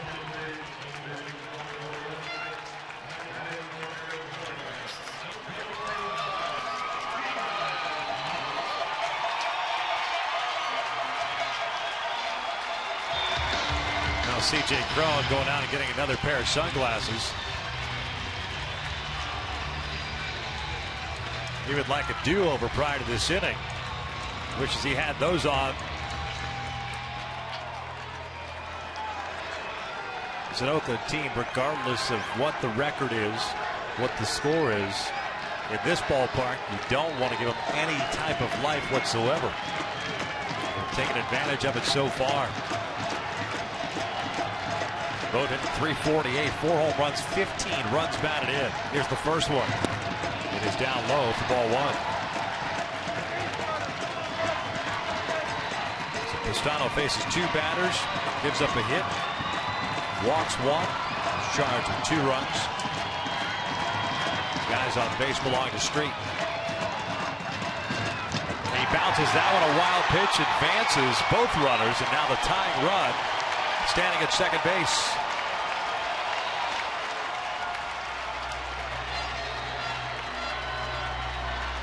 A meltdown happening here in the bottom of the 9th for the Angels. Pitch in the dirt.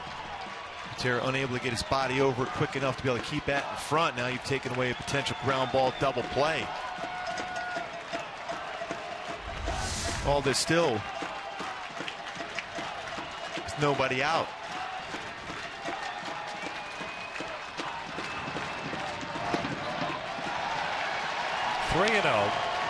And Muncy on deck. Muncy pinch hit last night. Matter of fact, he faced Houston Street, struck out. And there's a 4-pitch walk. They're loaded up with nobody out here, and the winning run standing at first now.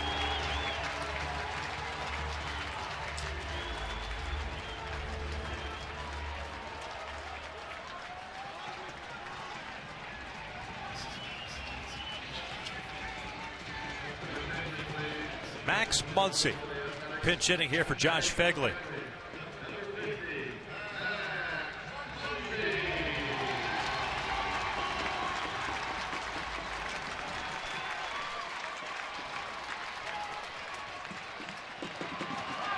Laurie over at third base. Canna at second. Vogt at first.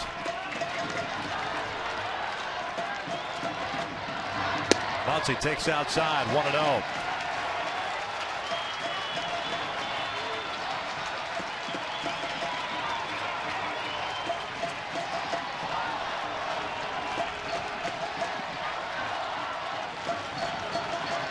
The sleeping dog is awake and barking. It was once a 6-2 lead. Evens up the count at 1-1. I mean, what you would like now if you're Houston Street and the Angels, that ground ball right back to you. With a 1-2-3 double play. That or a punch out.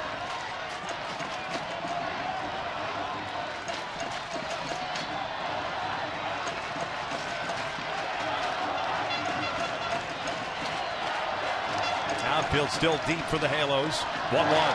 Muncy skies one left side. Eric Ibar going out there. Cowgill can't find it, and Ibar makes a catch. And no infield flag called because of Ibar drifting back and back and back on that one, but still prevents a run from scoring. Colin just could not find the baseball. Otherwise, he would have called off Eric. A much easier play for the left fielder. But as an infielder, you just keep going back until you're called off. You can see how far Ibar has to go. Unfortunately, at the last minute there, Cowgill did peel away there. That's the last thing you would want, a little miscommunication, a collision, a drop ball.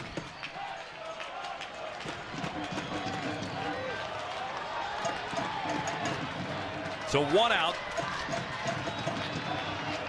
And it's Sam Fold at the plate.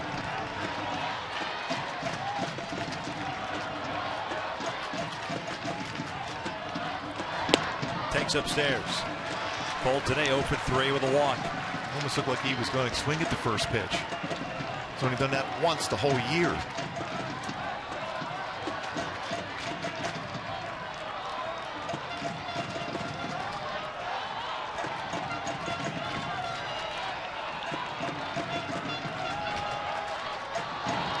In the dirt, smothered by Butero.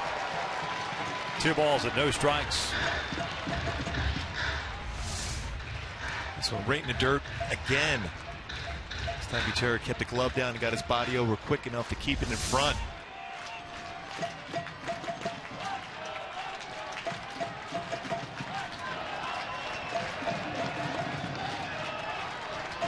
Tying run at second, a winning run at third. 6-4 Angels, bottom of the ninth and 1 out. 2-0 pitch, 3-0. And as off as we have seen Houston Street to start the season. A lot of pitches out of the strike zone. Don't see that often. Houston generally all around the strike zone. Marcus Semien on deck, the shortstop. 3-1. Fold take. Almost wouldn't be surprised if he took another pitch.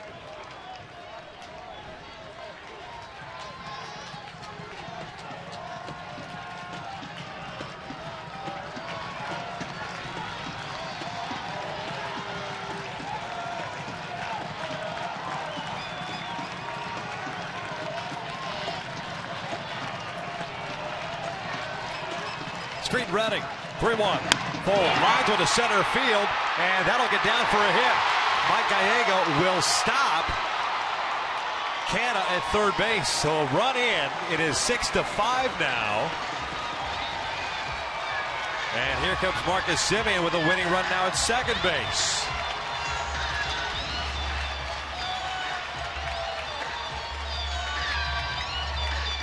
Boy, Fold hit that one right to center field, just in front of Trout. It was hit so hard, runners had to wait. Unable to score on that one. Still have a double play in order to finish off this inning and maintain the lead and win the game. Tough guy to do that with, Semien. Good speed at the plate. Canna the tying run at third. Vogt the winning run at second. C.J. Cron playing in on the grass over at first base. Semien 0 for 3 today with a walk. He takes down and away. And again, Houston Street falling behind. And that has been the theme in this inning. It started after Crone did not catch a foul pop-up off the bat of Butler on a 3-2 pitch. Pistano walked him, then Reddick got a base hit, and Houston Street summoned from the pen. 1-0. Outside 2-0.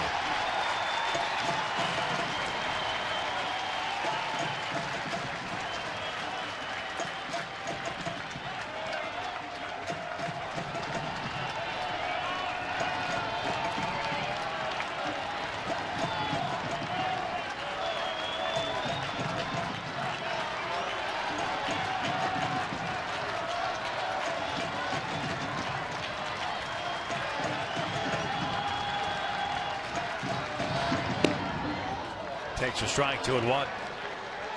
Little backup slider. It stayed right in the middle of the plate and elevated. And that's the pitch Simeon does not miss. Got away with that one.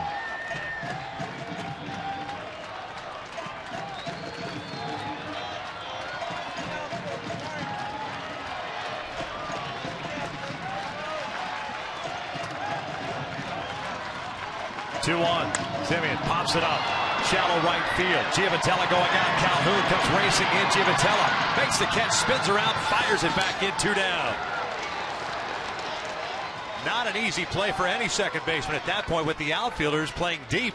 Boy, both middle infielders have had gone a long, long way to catch pop-ups in this inning. Eric Ibar, now Giavotella. And he did a nice job as far as getting around to get himself in throwing position, too. Because you never know if he's going to tag. But drifting down the line, you're going to be able to score anyhow, more than likely, if that ball falls in. You want to stay there just in case as he catches that ball and maybe he stumbles. Then you can tag up and go.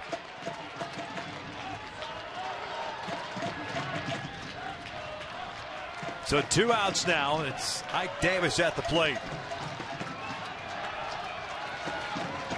Davis today 1 for 4, single back in the first inning. That was against Garrett Richards. Gutierrez set up outside. Davis takes a strike on the outside corner, 0-1. A pitch that may have been off the plate.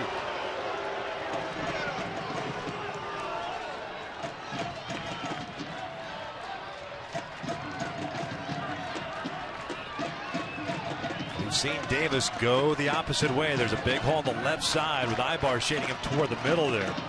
Calgill has to be ready to come in on a short fly ball. 0-1. Davis fouls it off. It looks like he was trying to shoot the gap over there. 0-2.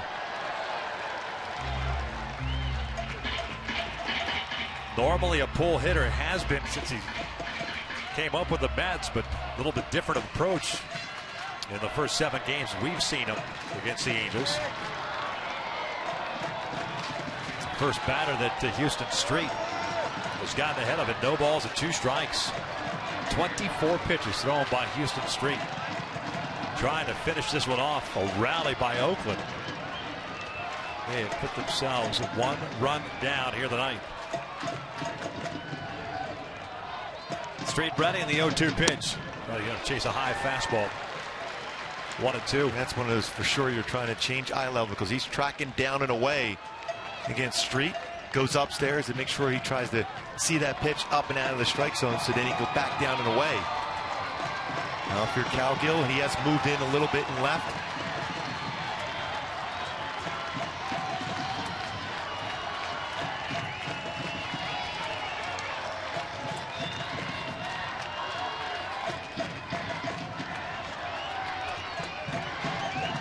The 1-2 pitch.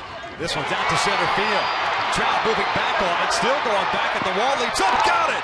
Light that baby up as the Angels take the series finale by the final of 6-5. Well, that was easy.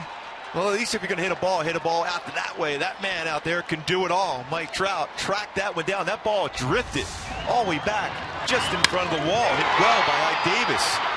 So Trout going back, the jump, and an outstanding play to preserve the victory for the Angels to win another series, even up their record now at 11-11. What a play. Enthusiasm for Trout. Houston Street pumped up, now 9 for 9 in save situation. It wasn't easy, but the job was done. Got ahead of the count finally. Yeah. Houston Street. First time this season he's come in with runners on base but came through in the end, got a couple key outs. Some great plays by the middle infielders on pop-ups, going back on balls. Giavatella and Eric Ibar, outstanding. I'm sure he'll get some big hugs, too, from C.J. Cronin, Vinny Pestano there.